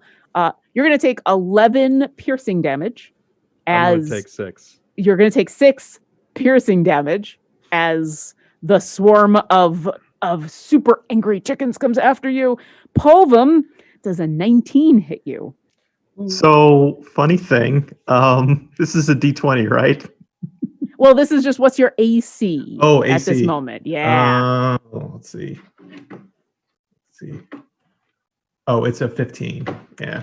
So yeah, you Yeah. are also about to get hit. You're going to take 13 piercing damage as chickens swirl around the two of you, the few that are left, pecking at you with their tiny little beaks. Povum, one or two of them have fangs, and they manage to both pierce you with beaks and fangs, which is really weird. We have a group reroll. We have a monster of my choice that just came in, and we have a roll on the table. I'll ask if we can find out if that roll on the special table is for anyone in specific. But so there's another group reroll. So the group has 2. I'll get in that monster in a little bit, and that is the end of the chicken's turn. Povum, it is your turn. What would you like to do? Pullman is really mad right now. like he's wounded. He's not doing super great, but he's really ticked off. So I'm going to go ahead and let's see here. Give me 1 second to pull this up so I can read off what this is. And he's hearing a whisper in his ear saying, "We've spiced them, we've greased them. Now you got to cook them." Okay, Colonel. Okay, so I'm going to cast Ray of Frost, which is basically I'll look at the chickens that just, hurt me real bad. I look at them and I, raise out my hand and I go, chill out. And and so a nice, basically it says in here, frigid gleam of blue-white light streaks forward within range. And basically they got to roll let's see. They got to roll, and if they fail, they take 1d8 cold damage. All right. Is reduced. What kind of check do they have to roll? Or saving throw, sorry. Let's see. Against the target. I'm looking. Sorry. It's all right. It should say in the spell. Also, I think I'm going to fail because I rolled a 5. Okay. Let's see. The spell damage is. It's just a cantrip. It doesn't say. I don't see where it says saving. Sorry. I got it. It's all right. I'm pretty sure with a 5 they fail. So go ahead and roll damage for your Ray of Frost. It's a ranged spell attack. Oh, okay. Yeah, you roll it. Well, you know what? Yeah, go ahead. I'm gonna say because I rolled it already and they failed your DC. I'm just gonna let that stand. So you hit them. Go ahead and roll your damage. While you're rolling that damage, I would love to know, Silverfrost, as you watch your wizard friend cast a frost spell, are you impressed or are you I see you, Spicy. Are you impressed or do you feel like your thunder is being taken? I feel like my thunder is being taken. Like my shtick is kind of been dwindled a little. How dare. How much damage did you roll? It's a 5. Povum, as you cast out this ray, as more chickens fall into icy heaps onto the ground, and as you decimate the final few chickens, with the rather judgmental glare of both Griff and Silverfrost, would you describe in detail the death of this swarm of chickens? They sort of just look at the ray right when it hits them and just have shocked expressions and then just down. Just fall. They don't even have enough time to really And as these final chickens fall to the ground, littering the road with their remains, And there's this weird moment of quiet after this frantic 12 seconds of and the flurry of this entire battle. You all take a little bit of a breath and look around, and you hear Invisible Bruce say, "Yeah, that's been just happening all day. It's been really weird. I don't want to be a unicorn anymore. If I did I do that, or is that just how unicorns do?" That's just weird. It's just a weird thing that's happening. It's not your fault. It's nobody's fault. But we'll get to the bottom of this. I promise you. It's because you're just so beautiful, Bruce. That's why. And as I'm like rubbing him, I like let go so that the invisibility goes away. And he comes back visible to everybody. There you I go. can't read what that says. A picture of an Invisible Bruce. Okay, right. I couldn't quite read Perfect. it. Beautiful artwork. As Bruce comes back into everybody being able to see him, and you all look at what's left of the chickens, there's a moment of quiet, and then there is the flapping of wings again, which puts you all on edge as you're all just surrounded by furious flapping. But this is just a singular creature that actually seems to come from overhead, and you look up and you see this small, grith-sized dragon in beautiful iridescent colors fly overhead, circle, and then almost dive bomb in what is obvious joy. You hear this, "Yeah, Bruce, I found you!" And then all of a sudden there's just this little fairy dragon wrapped around the neck of this unicorn, wings extended, claws gripped on, and the gleeful joy of this creature is going, "I found you, I found you, I found you! Yes, yes, yes, yes, yes, yes, yes, yes, yes, yes, yes, Whoa, Why are there hey, chickens hey. everywhere?" Oh, that's the weirdest chicken I've ever seen. And with that, we're going to pause. And we're going to take a little bit of a break as our super friendly fairy dragon for $500 has just shown up.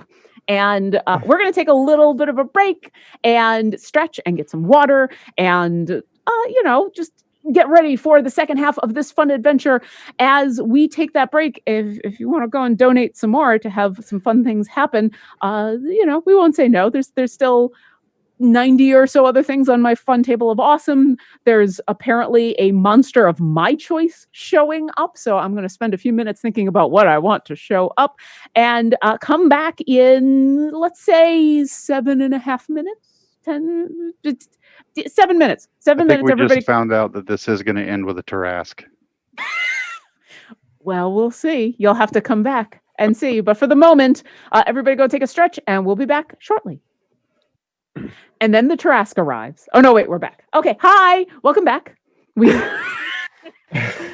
We're back just after a attack of a bunch of dire chickens as Bruce the unicorn has asked our party for help figuring out how to get back to being just a donkey and maybe help a donkey be a unicorn again.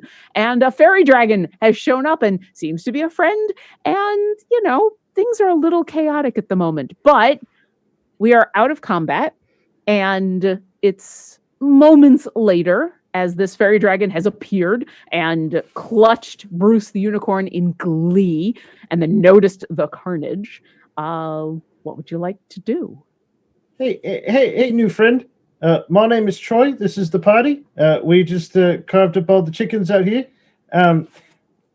I don't. You seem to know Bruce, but we do kind of try to keep our boundaries. He is kind of frightened because he was a donkey. Now he's a unicorn.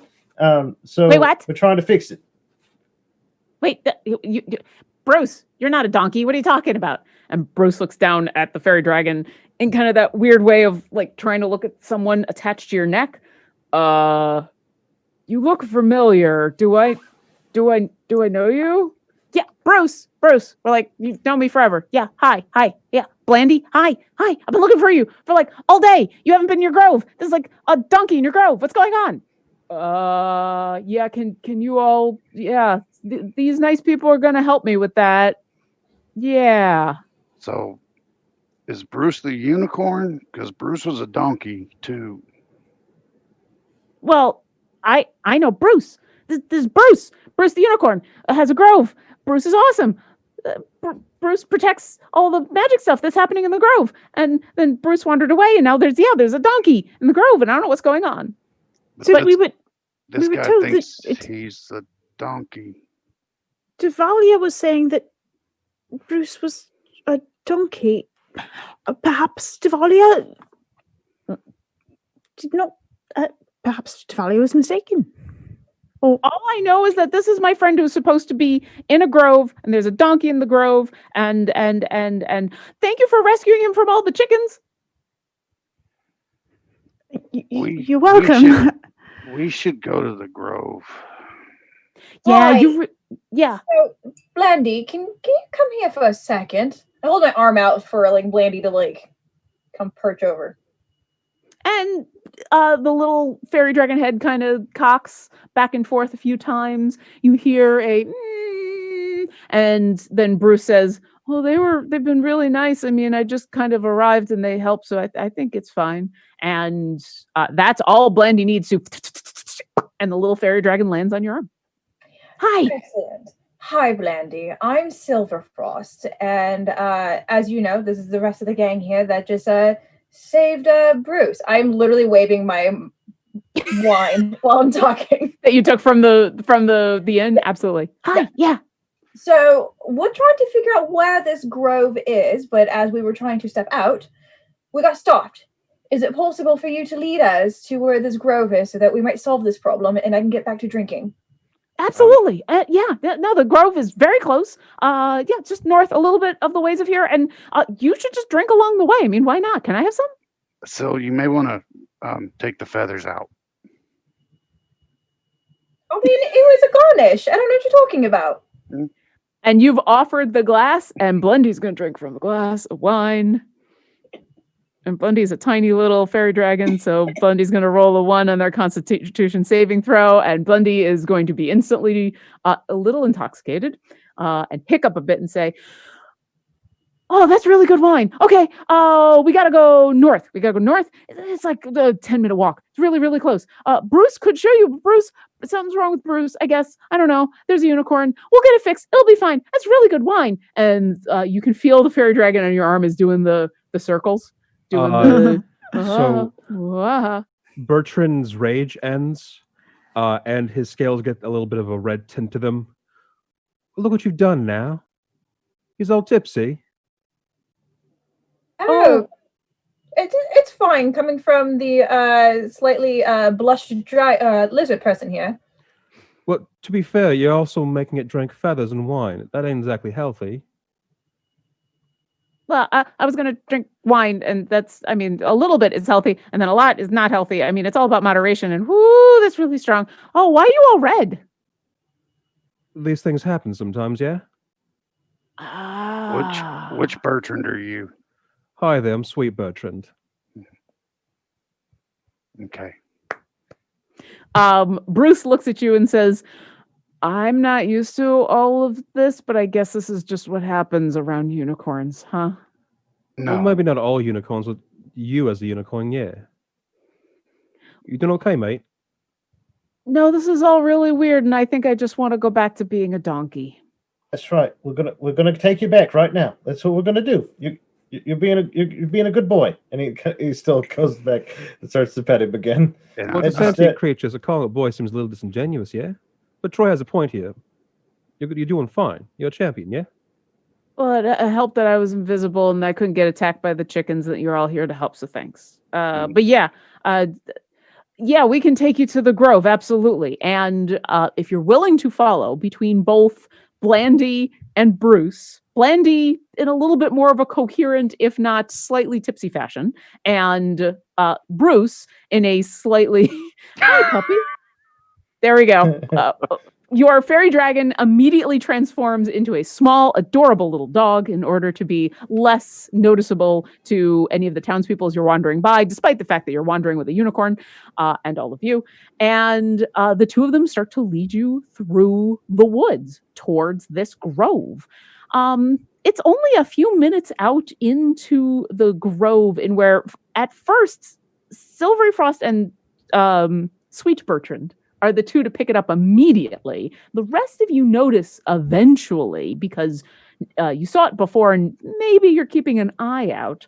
But as you're walking through the very nice forest, it's a gorgeous day. It's kind of very pleasant weather. It's one of those open forests and where the trees aren't that close together. There's just enough shade to be comfortable, but not so much to be dark or foreboding. And you do notice that you are constantly being followed by every single woodland creature, probably within about a 5-mile radius. And they all are just leaping from tree to tree. You hear them scurrying across the ground. You can hear the birds singing in the air as they are all enamored and unable to do anything except follow Bruce, like the aforementioned puppy that was a fairy dragon from a moment ago. And Bruce does kind of sigh and say, "Yeah, that's been happening. It's been a lot of bunnies. I hope you don't mind. I hope no one's allergic." Well, I ain't got no allergies, but are you comfortable with all these animals here? Because we can take care of that real fast. No, I don't want to hurt them because they think I'm a unicorn. And I don't know if I tried to explain it to them, but they just come back looking more adorable, and I feel a little bad. So I think once we get everything figured out, then it'll be fine. But for now, we're gonna be followed like we're unicorns. I hope you're okay. I suppose so. Does anyone want to? Hello. And the animals are You're cautious there around too. you. Hello. The animals are a little cautious around you because you are not unicorns. But you seemed to be friends with the creature they are enamored with, so they don't run at your approach. Kind of the same way Silver Frost, when you came around the corner to the bunny, it was a little standoffish, but not like a normal rabbit in where it would bolt. But they're being cautiously friendly. The birds are avoiding you when they need to poop, that kind of thing. It How are you takes keeping Appreciate the judgmental owl from eating all of these little animals?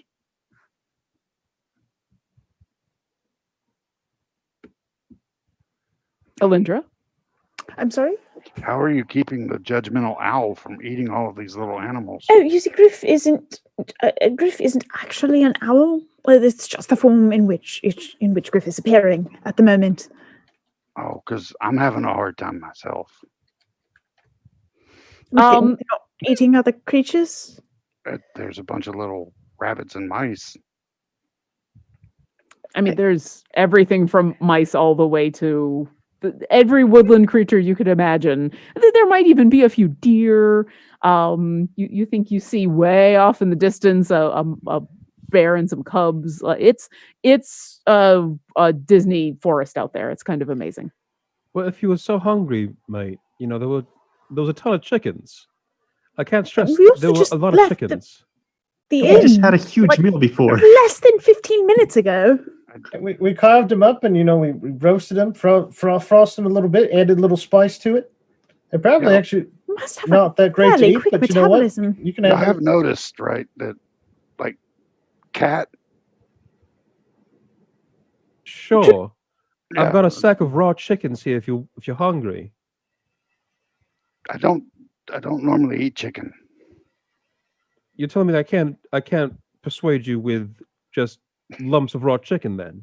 No, That's a shame. you're a lizard. And you're a cat. I don't point it out to you. And we're all people here, and That's it's right. fine. So let's focus on the task at hand. So we're gonna That's right, follow the 'cause remember- donkey. As No, you are focusing on the task at hand, having this self-discovery discussion, a few things have happened. One, we've reached $2,000, so that's amazing. Thank you. Also, because of a few donations that have come in, we're going to do 3 more rolls on Oh. Lauren's Table of Awesome. I believe there are 3 people who haven't had a chance to do this. So Sweet Bertrand, yes, Silvery Frost and Troy. Yes, I would like the 3 of you to please, each of you roll a D100. We're going to start with Sweet Bertrand. Please tell me what number you got. Got a 99. All right. 99. Okay. Alindra, I think you're the only cleric here, right? Is anyone else a cleric? If so. Okay. Would you describe your holy symbol for me, please? Yes. It is built into my mace, I believe. I think this is the first time anyone has ever asked me that. I've got to remember what it actually. Well, I'm gonna make life easy. Whatever it was before, for some reason, you feel the need to just kind of check in on your holy symbol. It now no longer bears the symbol of Agma. Your magic's fine. Your connection to Agma is still there. Everything is 100% the same, except there is now a smiling elven human face of a very familiar god of trickery. No. Dad! On your holy symbol. You're used to Honestly, that's honestly number 99. All holy symbols within 100 So, yards suddenly bear the symbol I of a wasn't going to have smiling an Avon Avon. coin yet because we're back in the timeline, but I guess know, I but now have you the do. trinket around my neck now. How Yep. do you keep showing up everywhere I go? That is literally what happened, which is funny. Of course So, it is. which is why I asked. Thanks, Paladin. So yes, You're quite Alindra has welcome. this weird moment in where she's staring at her holy symbol as though something has changed. What you got there? You okay? My parents are checking in on me. Well, She that's kind nice. of pouts a little bit. I'm 163 years old. You'd think they'd leave me alone by now. But no. Well, at least they're checking in. They never leave you alone. I Ever. mean, I love them, but honestly, just a few months. Days, even. And as this conversation is going on, Troy, what number did you get? 40. 40. Okay. Troy suddenly vanishes. Gone. Did your parents take him? Entirely possible. Troy. I'd also like to imagine when I poofed out of existence, it was like mid-sentence where he's just like, well, that's very nice of your family to... And Troy, the next half of that sentence, you pop back into existence floating in the ocean. In a very large I'm ocean. a rock, I'm a rock, I'm a rock, I'm a rock. Just, I don't know how I'm floating. I mean, you have hands. You can swim for a little bit, right? Yeah, he's treading. Yeah, you're doing a frantic doggy paddle because as you land into this ocean, there's just water everywhere. There is no land in sight. There is no sun in the sky, but there's light. There's nothing. It is just an endless ocean as you've been momentarily transported to the elemental plane of water. As he's floating there and just kind of like as he's going down, just sinking and just and he kind of looks around and then kind of thinks to himself. He goes, this is how a friend died in my last group. So this is kind of frightening, but I guess I'm going to see I am anyway. And he just kind of floats. And as you slowly sink into the endless ocean, we'll come back to you in just a moment. The rest of the group, gone. All right, so we have food magically appears.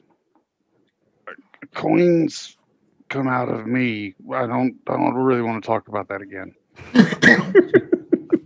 Well, now that makes perfect sense. Yeah, a unidonkey shows up. We get attacked by chickens. Your parents are doing something, and people are disappearing.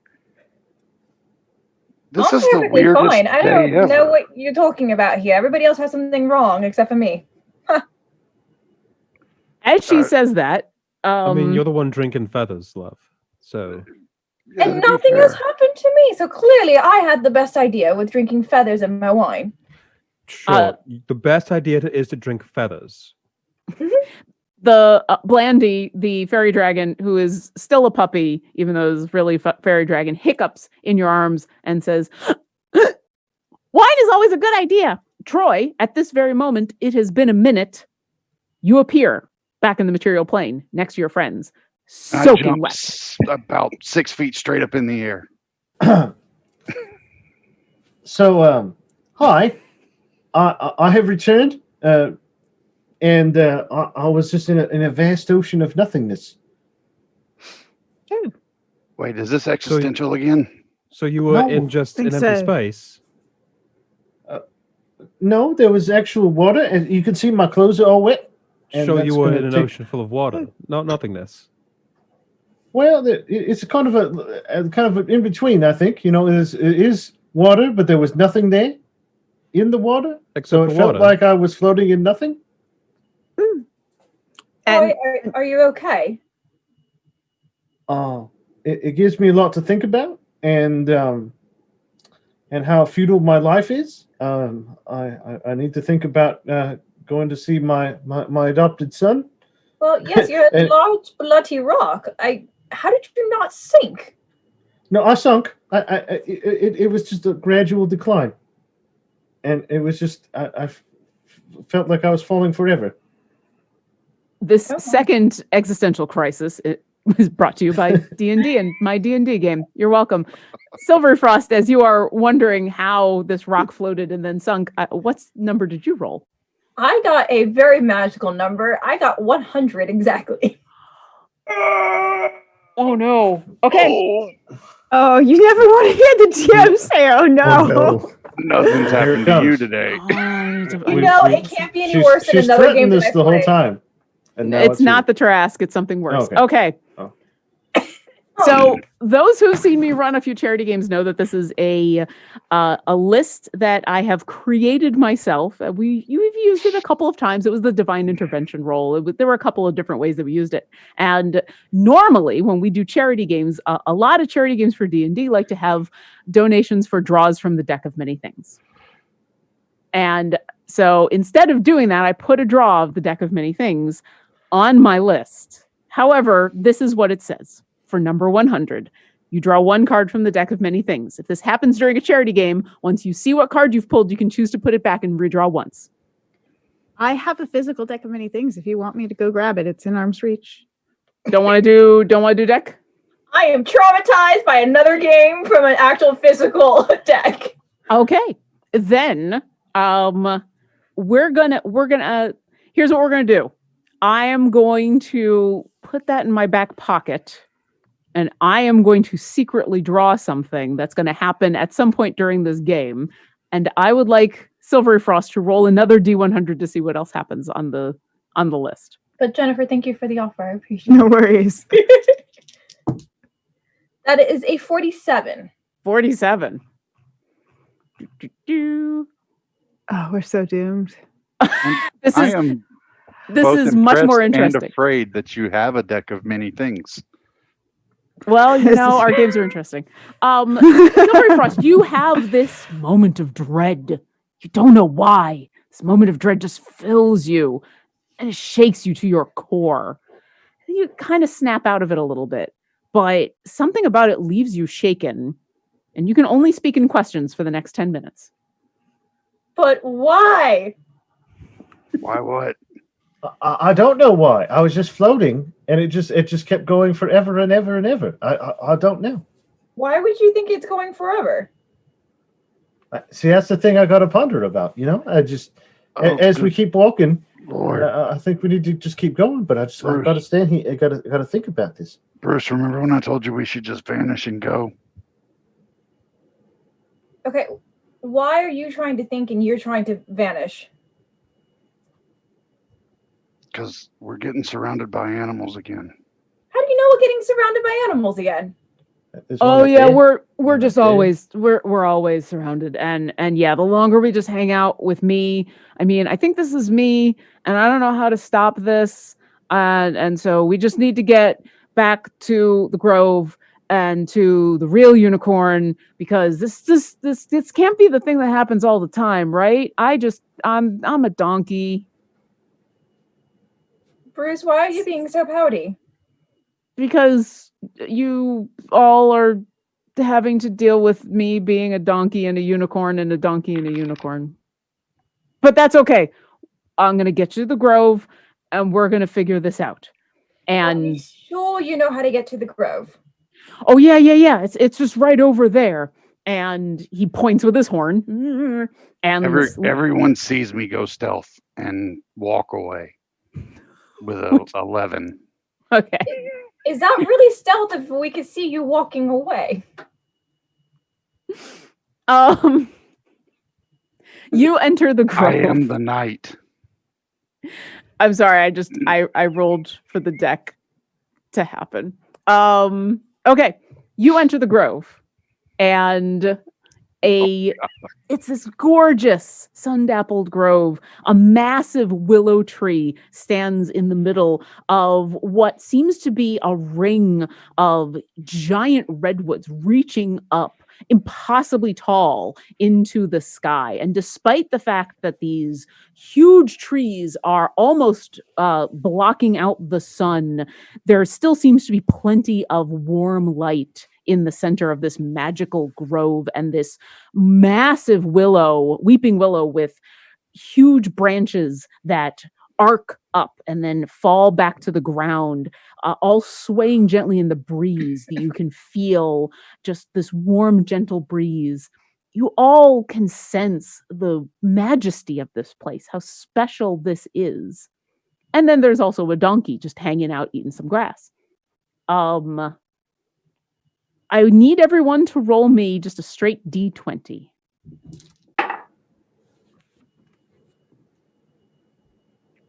We got a 2. Can we use our advantages on this one? I'll say you can, but you don't know what it is that's happening. So we got a 2 for Troy. Silvery Frost got a 5. Pulvum? 13. Alindra? 11. Sweet I got a Bertrand? 14. And Lucky Fire? 12. So Sweet Bertrand won. Oh no. The specialness of this grove. Despite the fact that it's offset a little bit by this regular donkey just eating grass, you can feel it. Your connection to nature, your connection to the land around you is so strong that you almost feel some of the magic get pulled inside of you, and you feel like you could make a wish and it would come true. It hasn't happened yet. Yeah, go for it. You don't have to do it now, but you do feel like you could make a wish at any point. But all of you are standing there looking at this donkey. You hear Blandy, the fairy dragon puppy, in your arms say, yep, here we are. Okay, fix it. Sit. Bruce. And as he says Bruce, pointing towards the unicorn, you do see the donkey raise its head and you hear it. And then it kind of ignores you again and goes back to eating. All right, Bertrand. Also, That's a Bruce. donkey. Why? both Bruce.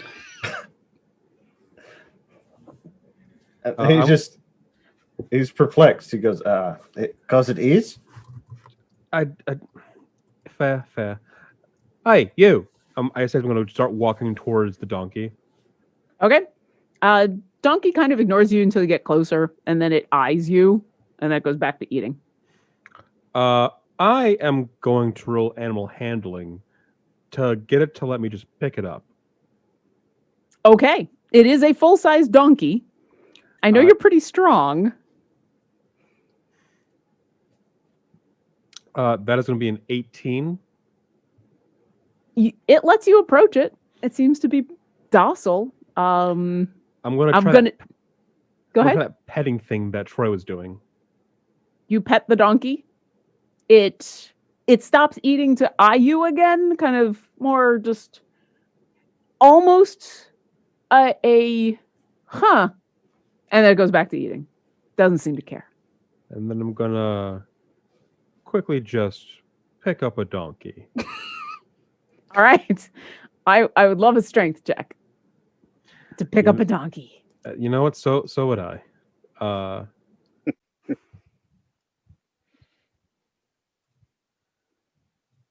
Does anybody know why he's picking up a donkey? No. Not a clue. That's a 15. I stopped asking after the chickens. Is that how we're supposed to solve this problem? Is by picking up a donkey?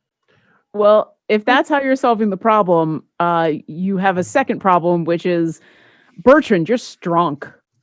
This is a big donkey. Donkey's also doing that thing that animals do when they don't actually want to be picked up and where they seem to be able to make themselves like 4 billion pounds heavier. You put one arm under kind of the clavicle neck area. You stick one arm over by the butt because you're a large enough lizard person. You could do this and you heft and you get like a good inch off the ground. But then Bruce, the donkey, goes and looks at you indignant and just glares at you. You're Is this donkey fighting me on this? it's less It looks like it doesn't want you to. I'm less gonna fighting as it's actively not helping. I'm gonna intimidate this donkey. Okay. Before you do that, let me try something. Okay. I want to sneak up on it and slap it. You're gonna make my life a whole lot harder in just a moment here, and I'm here for it. Have you said that out loud? Yep. Okay. As if I. Okay. Good. I like that this is all in character. I would like a stealth roll from Lucky Fire.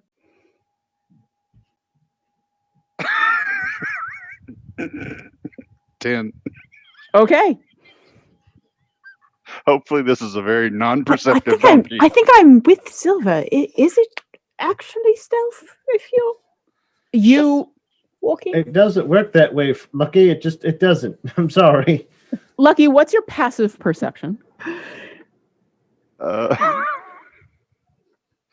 This 13. donkey's gonna kick him, isn't it? You sneak up on the donkey, except it's making eye contact with you the entire time.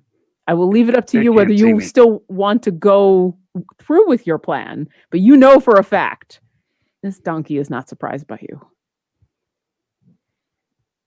Would you still like to slap it? I'm staring the donkey down.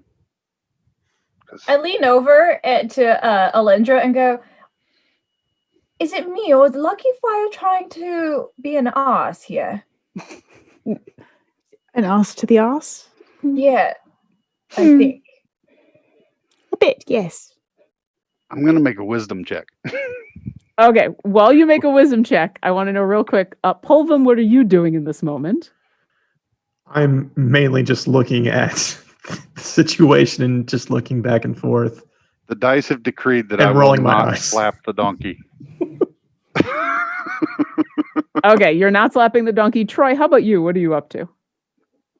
He's still thinking about his water trip, and he's just kind of like, he's just like, I was there, and I was not there. I was not here, but I was there. And then he kind of snaps back into it and goes, yeah, he don't look like he wants to be held like that. I think you should just kind of put him down for a moment. Probably a good idea. You think? Well, how much do you know about donkeys? I think I know a bit more than you do because you don't even know what a donkey is. Yeah, but I'm the one over here trying something. I'm the one holding it, so therefore I think I have the Would courage. you and the like to be spirit held of a like donkey. that? Yeah, but that's just me. I'm gonna ask the Did donkey you if his name is Bruce. Ask if they want to be held like that? Yeah, Nice. you always got to ask for Ask consent first. first. And you know what? Fine. I put the donkey down, and I look at it in the eyes. What are you?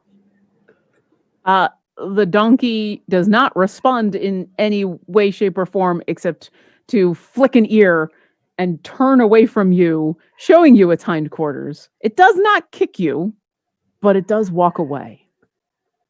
Hey, See, Bruce. I think you Bruce, made it come mad. here. Bruce, come here. As you say that, Lucky Fire, two things happen. One, the donkey that is walking away, you do see an ear turn as it is obviously responding to you calling for it, but it's flat out ignoring you. Also, the unicorn approaches and says, Yeah, so it wouldn't talk to me either. I don't know if because now it's a donkey because I don't can donkeys talk? Well, there was that one story I heard Who knows? with an ogre, but that had a talking donkey in it. But Yeah, but there was layers to that story. It was like an onion that you had to. yeah. Yeah. All right. Well, I- does I just anybody wanted to get the two of you close together to see if there was something. does anybody have the ability to talk to animals? No, not currently, but No, let I me would try love something. to talk to them. I bet they have interesting stories. DM, Yes, hi. I'm going to use magic awareness to become aware of any presence of concentrated magic within 60 feet of me. Okay. It just happens? Yeah, it just happens. I love it. First off, the entire glaive pings as just general magic. If you're sensing yourself, you at this moment ping, as you still have a wish.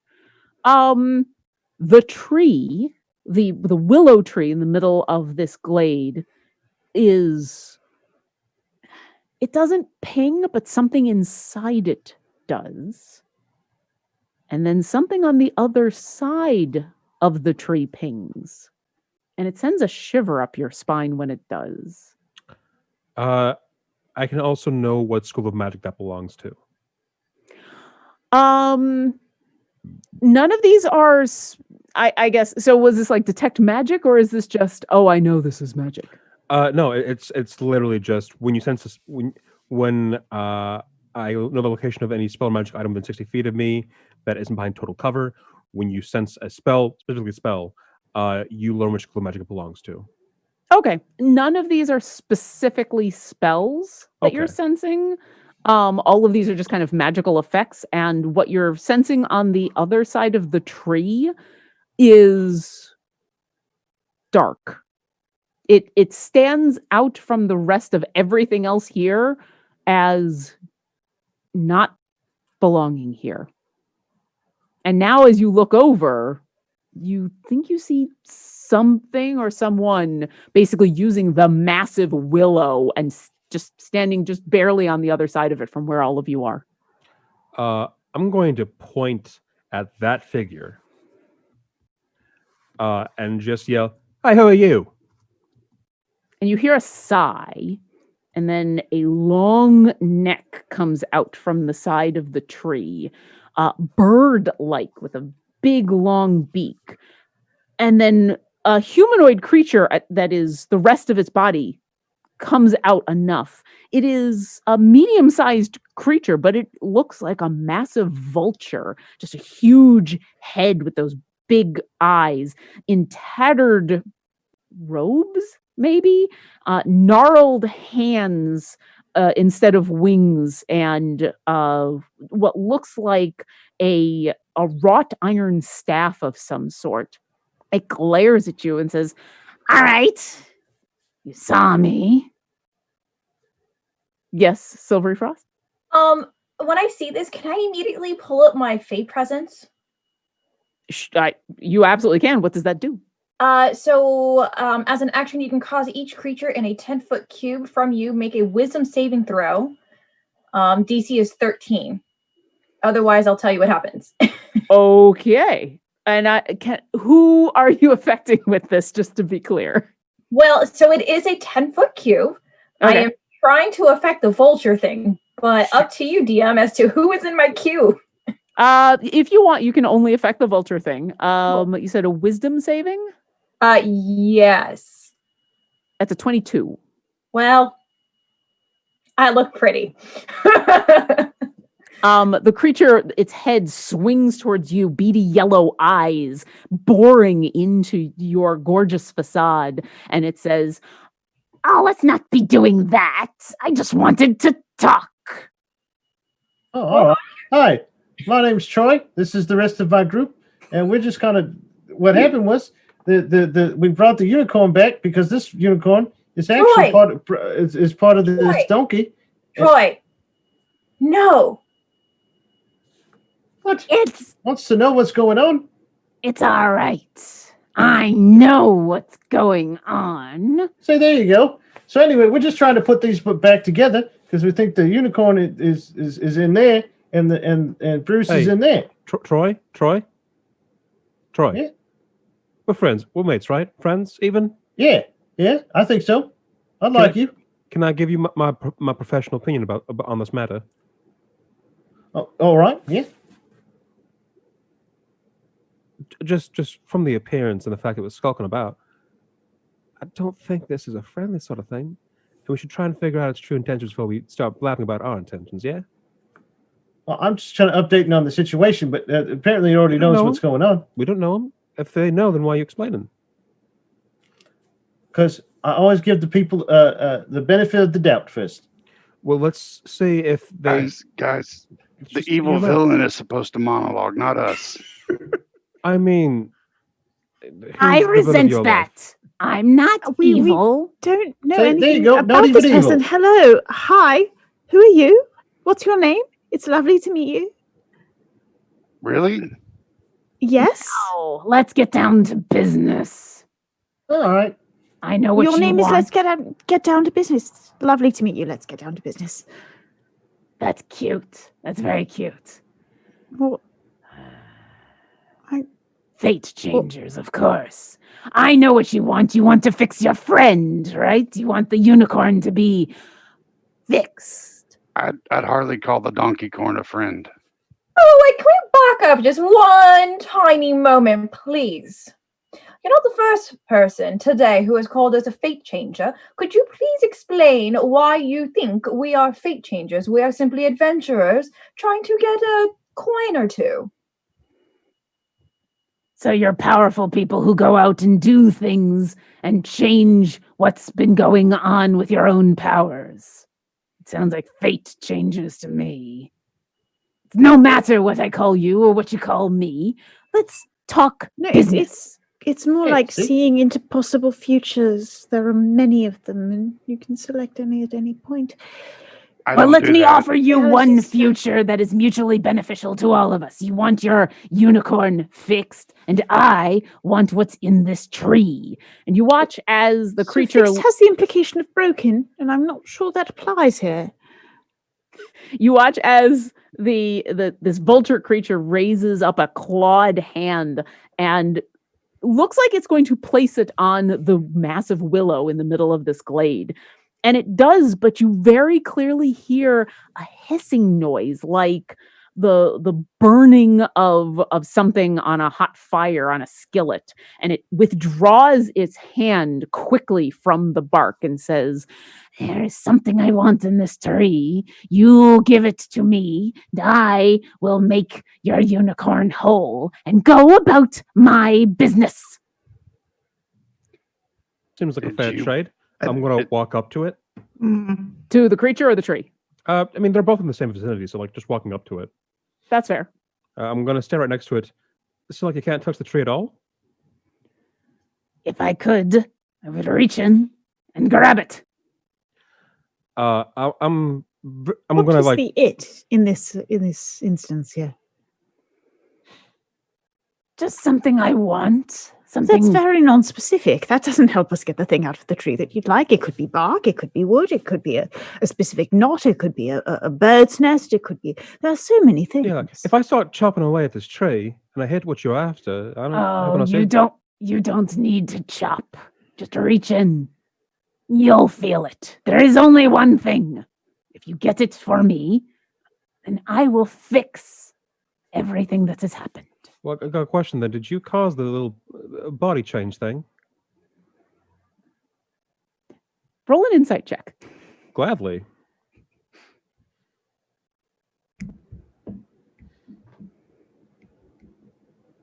That's going to be a 16. This strange vulture creature in front of you does its best to hide the fact that it is slightly confused, and then it has a realization, and then it is annoyed, and then it Cool. says, "I can fix it, and that is what is important. But if you must know, yes." Cool. I'm going to grab it Okay. Let me specify. You mean the creature, right? Yeah, I'm gonna rage and grab it. I'll let you rage beforehand. Sure. So go ahead and roll me an athletics check, and it's a athletics or an acrobatics for it to try to escape your grapple, right? Mm-hmm. Oh, it's and bad at I'm both of those. Okay. I'm gonna roll my wild search to see what happens. Oh yes, that funness. Sure. Oh my god. So I got an 8. A bolt You're of now light. Iron Man. A bolt of light shoots from your chest. Another creature of your choice that you can see within 30 feet of you must succeed on a Constitution saving throw or take 1d6 points of radiant damage and be blinded until the start of your next turn. Until my rage ends, I can use this effect again on each of my turns as a bonus action. Okay. Is there a save to that? Is Yep, it just con DC 13. okay? Let's resolve the grapple first, and then we'll do the con, and then I'll tell you what happens, and then we will all roll the initiatives that are about to happen. But let's go in that order. So first, the creature rolled a 13 to escape your grapple. I don't think that's going to be enough. No, but let me just roll here because I have advantage because I'm raging. That is going to be a 22. Oh yeah, you grab it by the shoulders, and they're bony, and they almost feel like you could crush this creature in your grasp. It's so frail. How much does it weigh? It doesn't seem to weigh a lot. It's a medium-sized creature, but it seems to be more bulk than weight. Okay. Then yeah, I'm gonna try and grab it by like an arm and a leg. Okay, you can. Yeah. Now there's a Constitution saving throw, right? Yep. That was a 26. So it's not blind, and I don't like that bonus. Does it still take damage? Let me check again just to be certain because I don't want to It say yes doesn't. when actually no. If it makes it save, it implies that there's no damage or blind. Okay. So there's just this flash of light, and you hear it hiss at you like a snake. You've grappled it. As it hisses at you, you hear around you the ground starts to shake a little bit. And out from the ground nearby this tree pop what look like branches. And for a moment, it almost looks like parts of this tree have come to life out of the ground, except the branches are blackened and gnarled and covered in like what looks like spiky thorns made out of iron.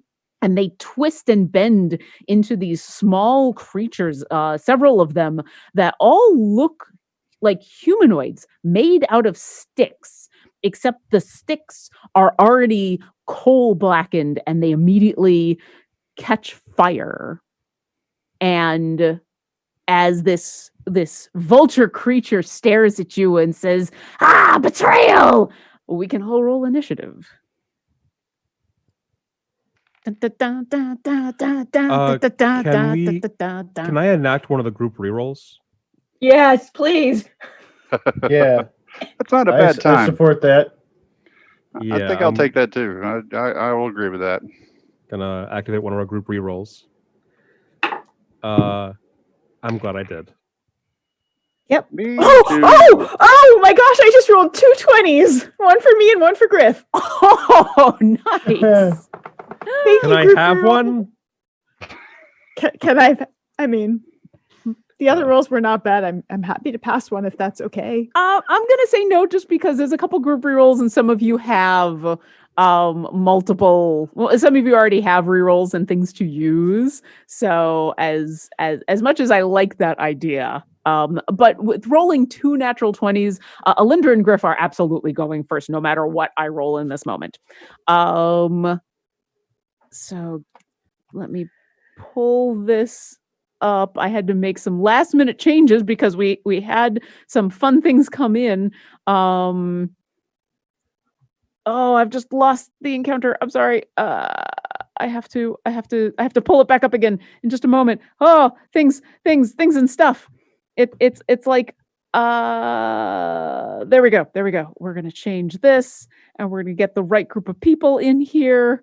And then I'm gonna get some initiatives from everybody. Oh, it's the stress of having to change things at the last minute. Okay. Let me, those are not the characters that I wanted. Okay, let me just do this manually then. So, Sweet Bertrand. I got a 20 for my initiative. And currently, you all see as my scales take on this very dull, silvery sheen. Are you Oh. salty now? Ah, Oh, that's awesome. Griff and Alindra rolled double net 20s, and so they're going to go first no matter what. Pulvum. I rolled a 15 and then rolled an 8. So Okay. And Lucky Fire. 13. 13. And Troy. 16. Okay. 16. And Silvery Frost. I am also a 16, but I will concede to Troy. Okay. And I need to roll real quick for the creature. All right. So they also rolled a dirty 20. Bertrand, what's your dexterity bonus? 1. All right. They're going to go before you, but Alindra and Griff are very clearly going to go first because, whew. So go for it. What would you like to do? I am going to do you rule grease as flammable or non-flammable, since there are these burning? I think grease creatures. is flammable. Therefore, I shall not cast grease because I do not want the twig thingies burning us. I will instead cast Bless at 2nd level. So I can cast Bless on all but one of us. I can get 4 of us. So not all but 2 of us. I'll cast it on Bertrand. Is anyone not? I hate having to not give it to people. I'm not going to give it to myself, and I won't give it to. Can you I'll need let it. us know what Bless does? I will. So Bless is going to give it's plus 1d4 to your attack or saving throws rolls, as long as I keep up my concentration on it.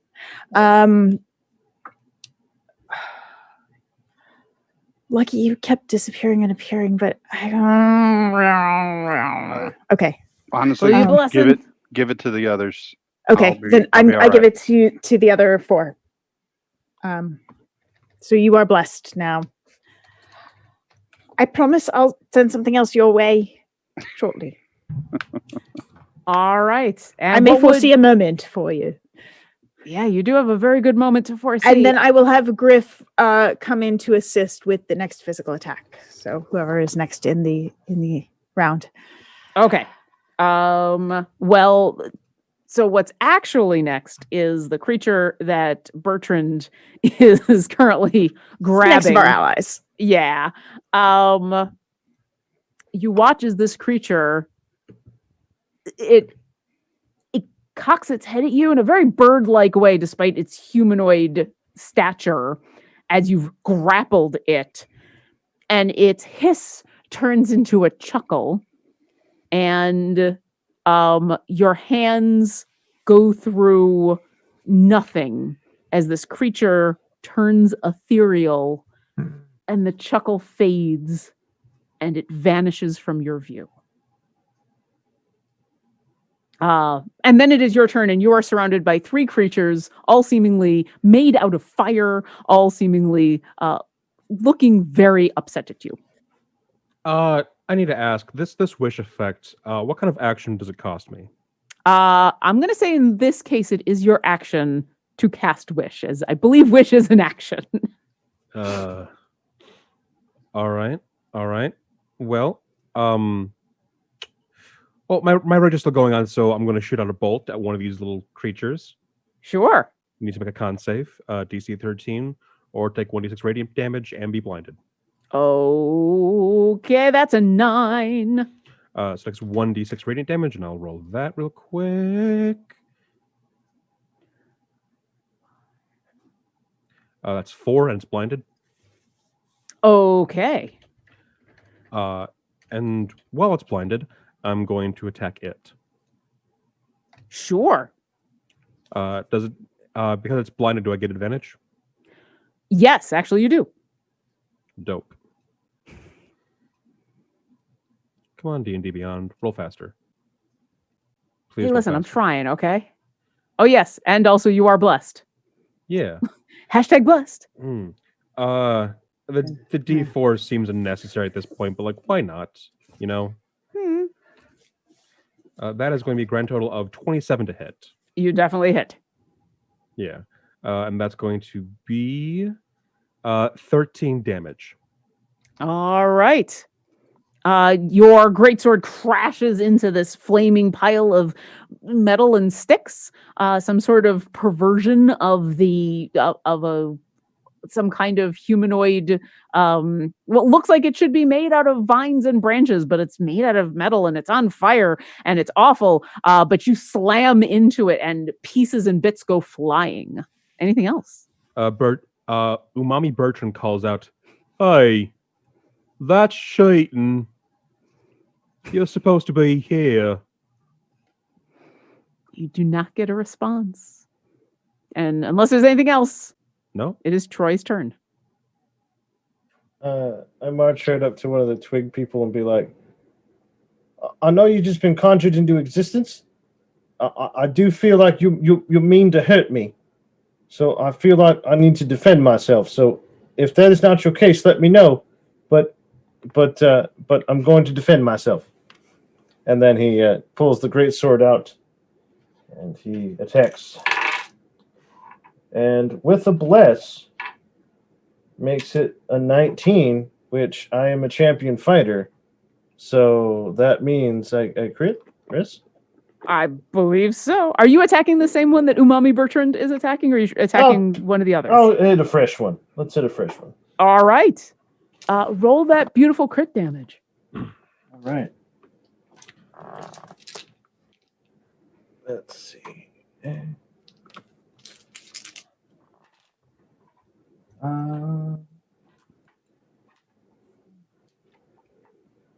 17 points. Damn. The one that was next to Bertrand that was engaged with it seemed to be a little beefier, the flames a little hotter, the twigs and the metal a little bit more tightly wound. This one that you come up to, it doesn't answer your question, but it does take an aggressive stance, like it's ready to lash out with you with a burning claw, until you completely decimate it in one hit. Would you like to describe how you destroy this single creature? Yeah, just cleave it right in half, just explodes in a fiery, twiggy mess. Yeah.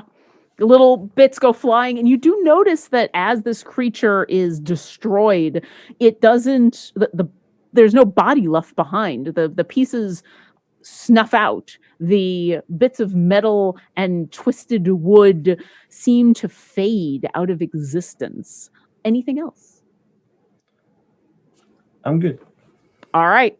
It is the creature that Bertrand was attacking. It is its turn. It is going to rake you with its burning vines, or at least it's going to try. Does a 25 hit you? I want to say no, but Okay. I desperately want to say no, but all right, you are going to take 11 piercing damage. okay. And you are considered grappled as it actually runs up to you and wraps these two large, viney, spiky bits around you, and you feel the vines dig into your side, and you are considered grappled. Any save against that or no? There is at the well, you can, but it's on your turn. Okay. So until the grapple ends, blah blah blah, and then out of its back, a third arm grows, and it's going to lash out at Troy. And that is a 16 to hit. That matches. All right. You are going to take 14 piercing damage. And as this arm just kind of appears out of nowhere, like grown out of its side, and rakes you across the side. And that is the end of that creature's turn. Pulvum, what would you like to do? So the vulture creature is just basically disappeared, right? It's nowhere to be seen. It is totally gone. Hmm. And how many of the creatures are around right now? There are two. There's one that seems to be hugging Bertrand, and there's the other one that has appeared, but there's no one next to it at the moment. Okay. On the one that's just standing there, just ready to do whatever. I cast blindness and deafness at 2nd level. Oh, okay. So basically what it does is, I'll look at it and say darkness, and it has to roll a constitution save of at least, Well, of a thing. Before Yeah. you do that, Pulvum, I would like you to roll a perception check for me. Okay. Give me 1 second.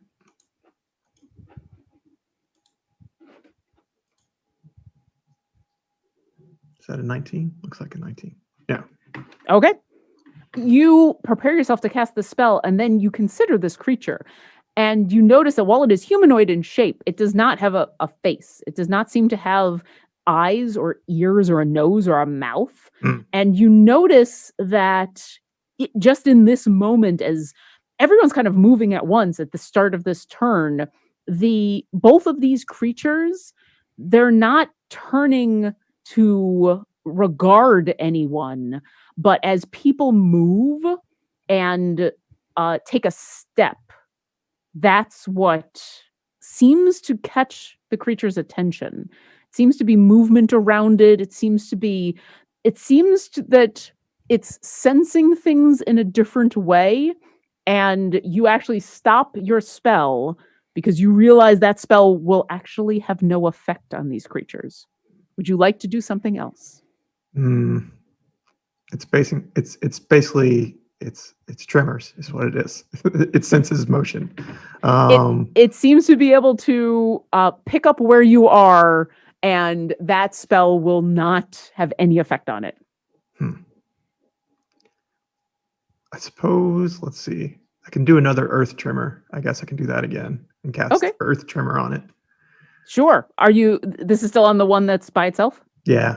All right. What was the save on that? Save is Dex 12. That is a 7.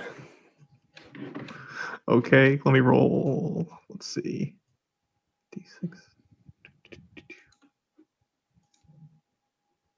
And that is 4 damage. Bludgeoning damage. Awesome. It's still standing there, but it looks tremendously hurt as it shakes, and parts of it go flying. Anything else? Just real quick with that spell, it should be knocked prone. I don't know if these are immune to the prone condition. They are not. So it shakes and it trembles and it falls to the ground. Anything else? No, that's it. All right. Lucky Fire, it is your turn. So I will use my cunning action to disengage. And I'm going to run straight to the tree and stick my hand in the tree and grab whatever's inside it. Okay. You place your hand on the tree, and there's a moment in where it's a tree. Of course, you're not going to put your hand in and you watch as your hand your pawed fingers push into the bark, almost like pushing through water. There's resistance, but there's and you actually watch as your hand just disappears into the bark. It's a weird feeling. And then you feel something. Your hand grasps something. Do you pull it out? Yes. You pull it out, and there's a wooden wand in your hand, gnarled with an interesting tip. Clearly some kind of magical wand, but you would have to do some examination to know more. Well, I haven't taken an action yet for this turn, so can I do an Arcana check? Sure. Give me an Arcana check. Because I am an arcane trickster. You are. All right. So I have a +4 to that. And I'm going to go ahead and use my advantage roll on this one because I feel like that's a good time for it. And that didn't help. So that was a 13. I'm going to say with a 13, you know two things. This is a very powerful item. You can't tell what spell it casts. It's just out of your reach. It's just out of your knowledge. But because of that, you know this is something very powerful. You also feel like you have to attune to it in order to use it. Okay. How much of my movement would you say I've used at this point? Not a lot. You were not very far away from anything. What would you like to do?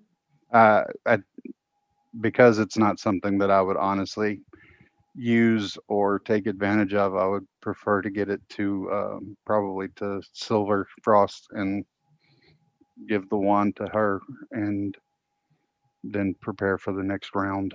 Yeah, you can easily do that, especially with all of your roguish cunning. And yeah, if you handed it over Silver Frost, you now have this wand in your hand. And if does it take to attune to? Attunement requires an hour.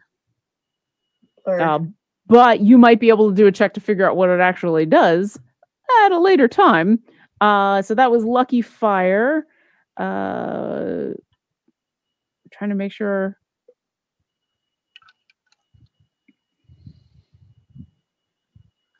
Silver Frost, have you had a chance to go? Did I miss you? Yeah, I haven't gone yet. Okay. Okay. That's because there was like 5 different people who had 16s. You are next. So you've been handed this wand. Excellent. I put it away in my very slim dress, so you could actually just see it still like up my sleeve. Since I saw Lucky Fire do the exact thing that I wanted to do, I kind of go, fine. And as I like cross my arms, I like activate mage armor. Okay. And I really think that is all. Oh, I can have a movement. I'm going to step away from the action as far as possible. Yeah, you can get very far away if you'd like. Anything else? I'm going to try to get so far away that you can barely see me. You can get whatever your movement is. You can very easily do that. All right. It is the one creature's turn that was hit by Pulvum's ground shaking. It's going to spend half of its movement to stand up. It seems a little shaky. It's also going to go on over to... Yeah, it's going over to... Oh, we got another very large donation. We'll deal with that in a moment. It's going to go over to Bertrand, because Bertrand seems to be the imminent threat, and Bertrand is currently grappled. So it's going to make some attacks against Bertrand. That's a 19 to hit. Hits. And we'll just do these both at once. Oh, and that's a natural 1. So it's only going to hit you the once. You are going to take 10 piercing damage. All right. And Troy, it is your turn. Bertrand is getting ganged up on. Oh, no. Because Silver kind of got put back into the initiative. Would it be back to the top? I have you on here twice. This is what happens when I panic. Okay. So no, then we are then we're actually at our super friendly fairy dragon and Bruce. The three of our NPCs. Bertrand, you watch as Bruce, the unicorn, looks over at Bruce, the donkey, who seems very concerned about what is going on and has started to move away, and says to Blendy, I think we should help. I think there should be helping.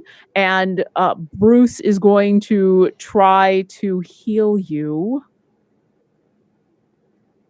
He comes running on over and touches you with his horn and goes, oh! And you get 4 health back.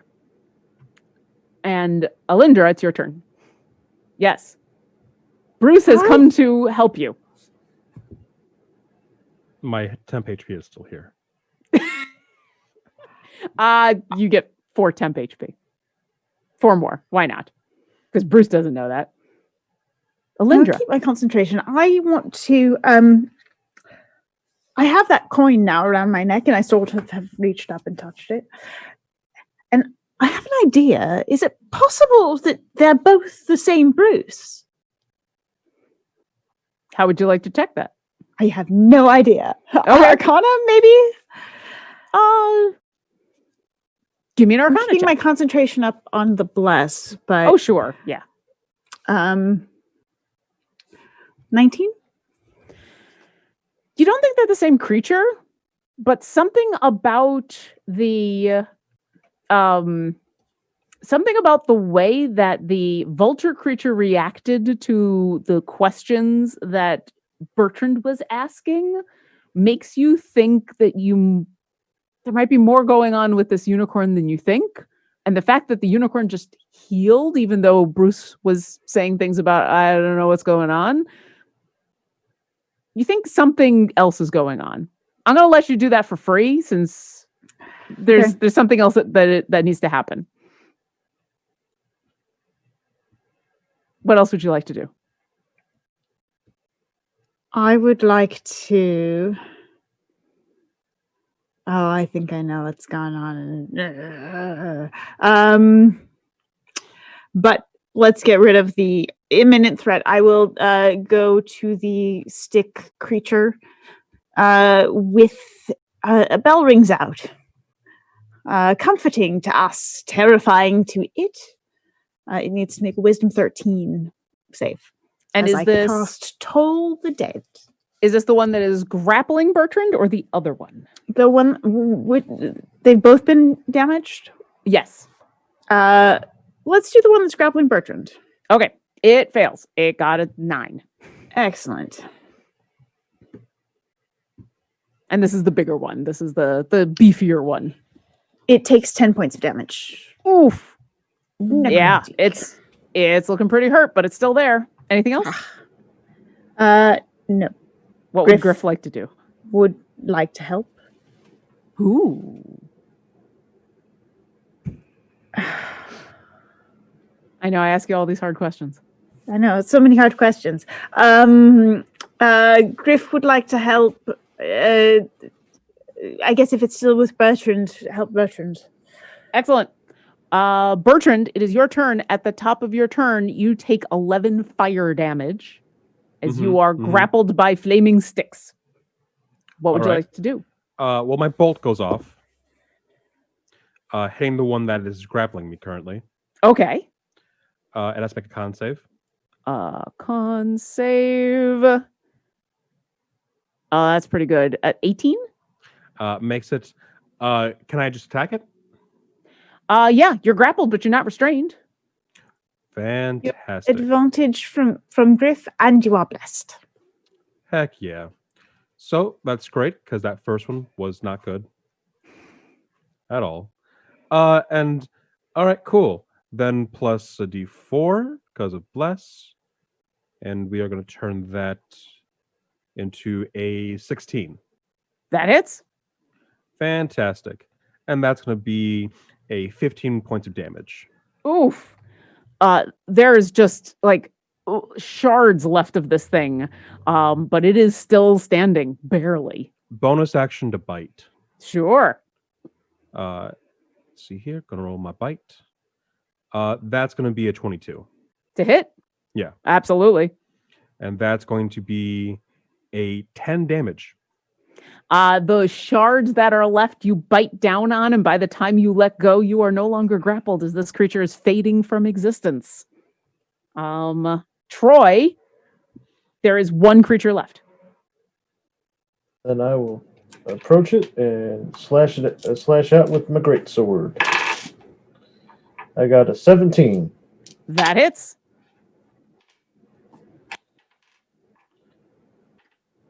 And that will be for, I believe it is, 11 points. Awesome. This other one, this final creature, once again, it's looking incredibly damaged, but it is still standing there. Anything else? You know what? I'm going to do it now. I'm going to action surge now, and we're going to hit it again. Okay. And that is an 18 to hit. That hits. And we've got another 12 points. Would you like to describe in detail the death of this final creature? You know, Troy has been always kind of like, lately he hasn't quite got those gladiatorial type moves, and he's always talked about the way that he's always been fighting in the gladiatorial arena. But now you actually see it. He just kind of chunk, and then just another one hit, and then it comes up from underneath and just explodes.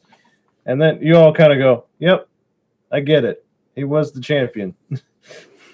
And as these creatures are destroyed, you're left in this quiet glade.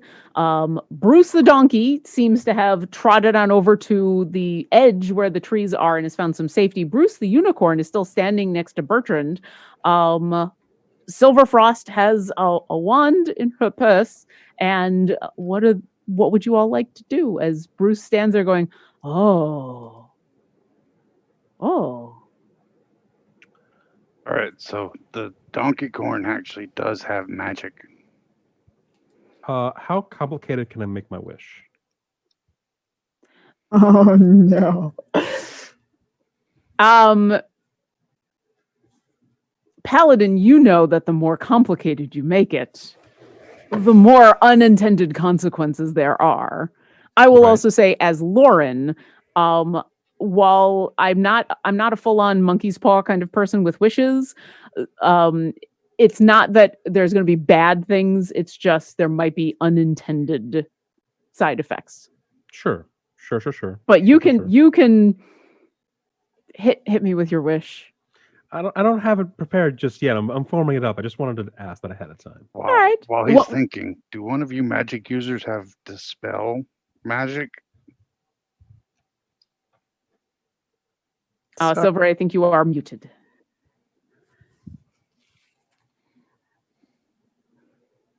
I said whatever for. Because I think somebody cast something on the unicorn. Unfortunately, I don't have that ability, but and I start pulling out the wand and start investigating it. Maybe this can help. Silver, give me an Arcana check. And I'll give you advantage because you've had a friend hand it to you and give you some information about it. Awesome. So that was an 18, but I have terrible Arcana. So that is a 17. Oh. You know what this is, but it's weird. It's a wand of polymorph, but it's a wand of true polymorph. Oh. Interesting. So this wand here can change objects, creatures, anybody into an animal. It's a polymorph. Have you ever heard of that? Yeah. Yes. Right. So this is apparently true. It's a true polymorph wand. So somebody turned the unicorn into the donkey and the donkey into the unicorn. sounds about right. Or they turned a person into the donkey. Well, I know that with polymorph, Person the into way you break it unicorn. is by actually hitting them. That's a regular polymorph. This is the true. Do we think Alindra, this was you. at this Yes. point, would you go ahead and make an Arcana check? Yes. And I'll give you advantage. Excellent.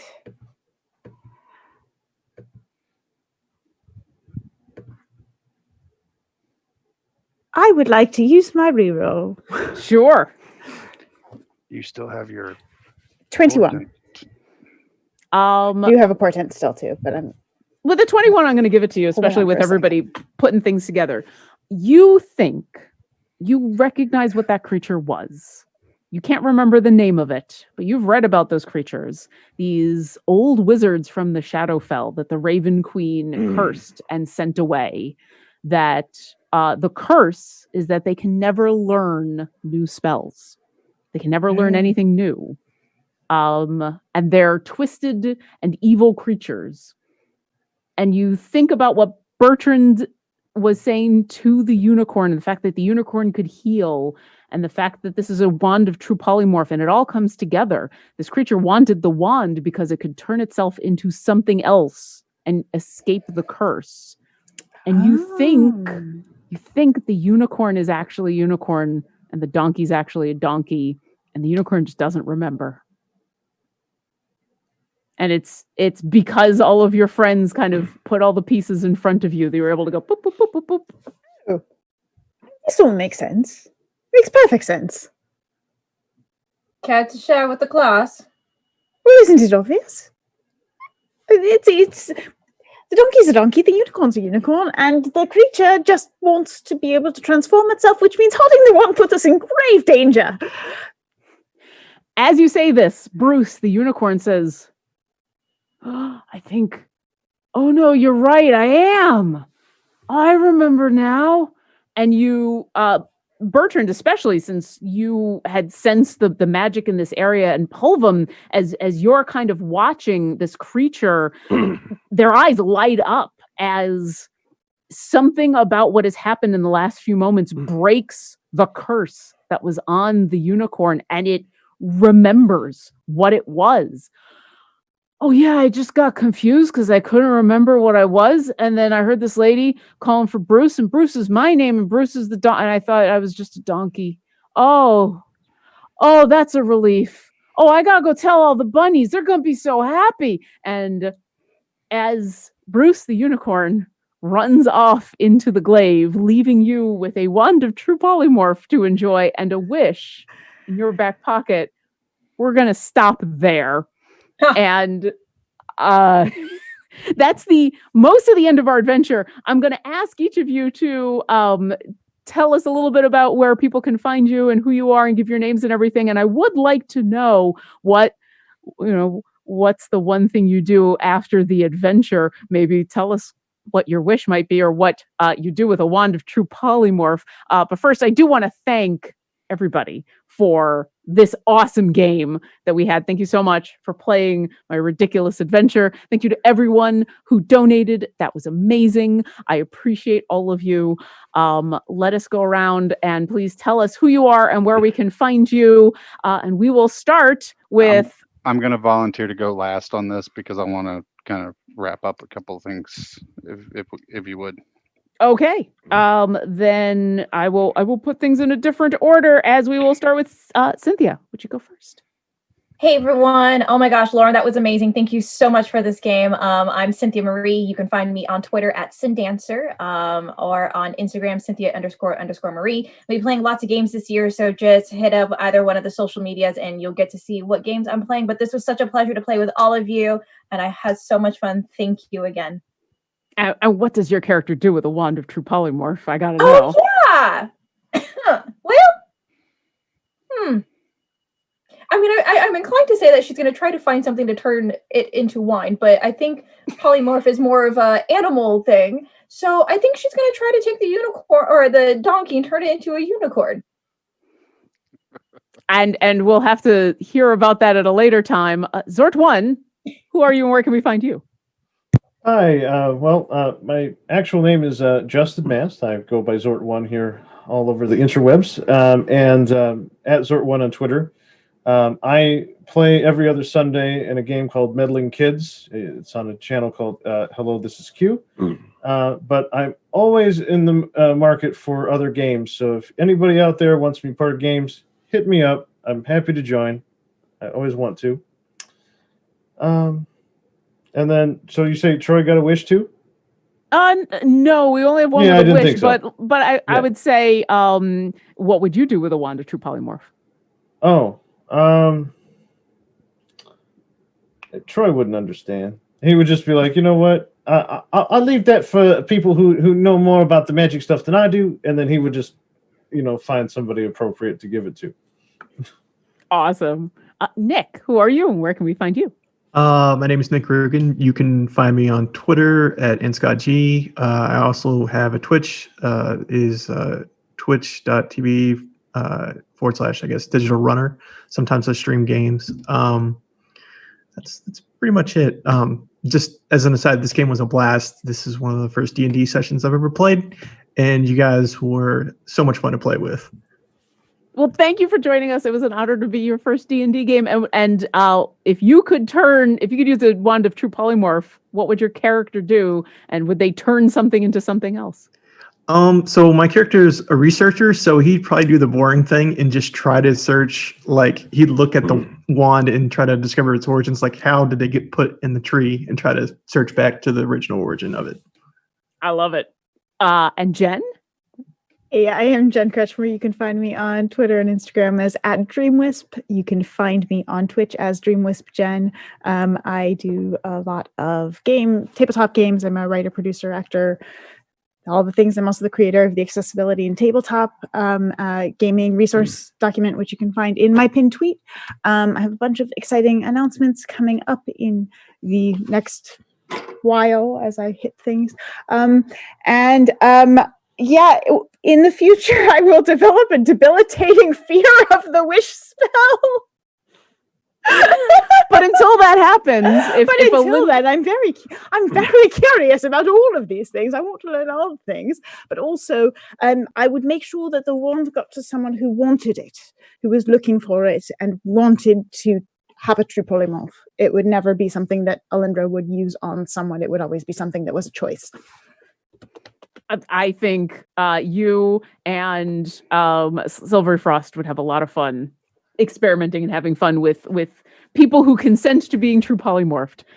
Paladin, how about you? Hi, I'm Paladin, otherwise known as HTT Paladin on Twitter. I'm a TTRPG content creator. I work on a bunch of books because I decided to trade sleep for work, and well, I got my wish, so. Speaking of your wish, What about it? would you like to share what Bertrand's wish is, or would you like to leave it a secret? I mean, I'll keep it a secret. Maybe make Alindra parent about some random lizard folk out in the wild with a wish Oh, spell. I'm not concerned about any wishes yet. It's only, several I mean, hundred years in the future. Nothing's going to kill Bertrand anytime soon, so, Well, that you know of. You don't know where I'm going. I mean, I'm gonna live forever until I stop. And now we know what his wish is. Michael, how about you? Yeah, I'm Michael Brooks. You can find me on Twitter at Michael Brooks VO.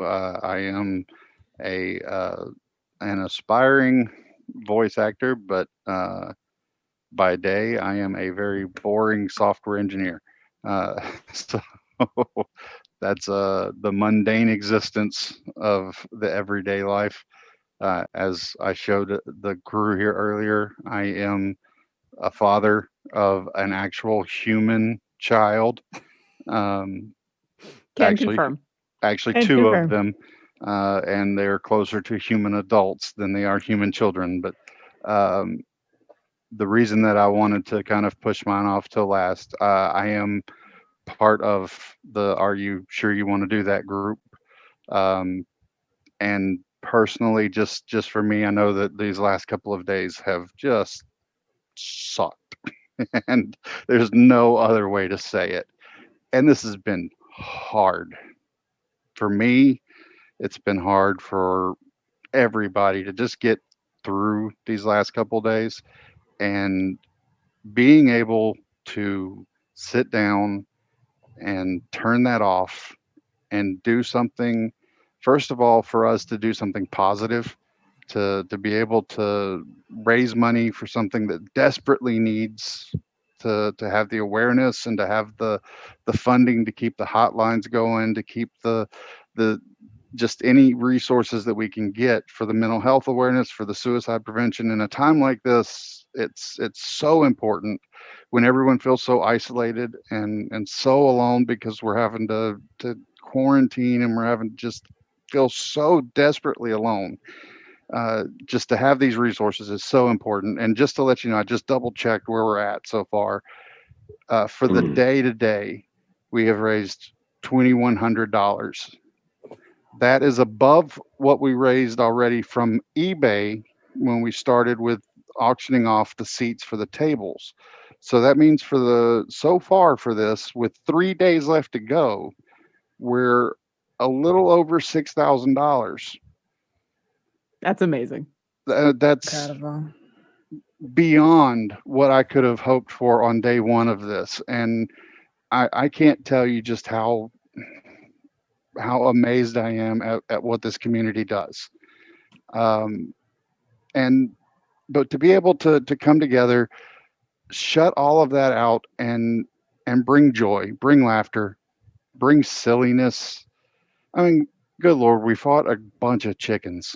Thanks to a donation. Yeah, You thanks fought a bunch of to a chickens. donation. And it's what we can do when we come together as just a bunch of people that have none of us have some of you know each other, but I mean, we don't have a lot of connections other than the fact that we want to have a little fun.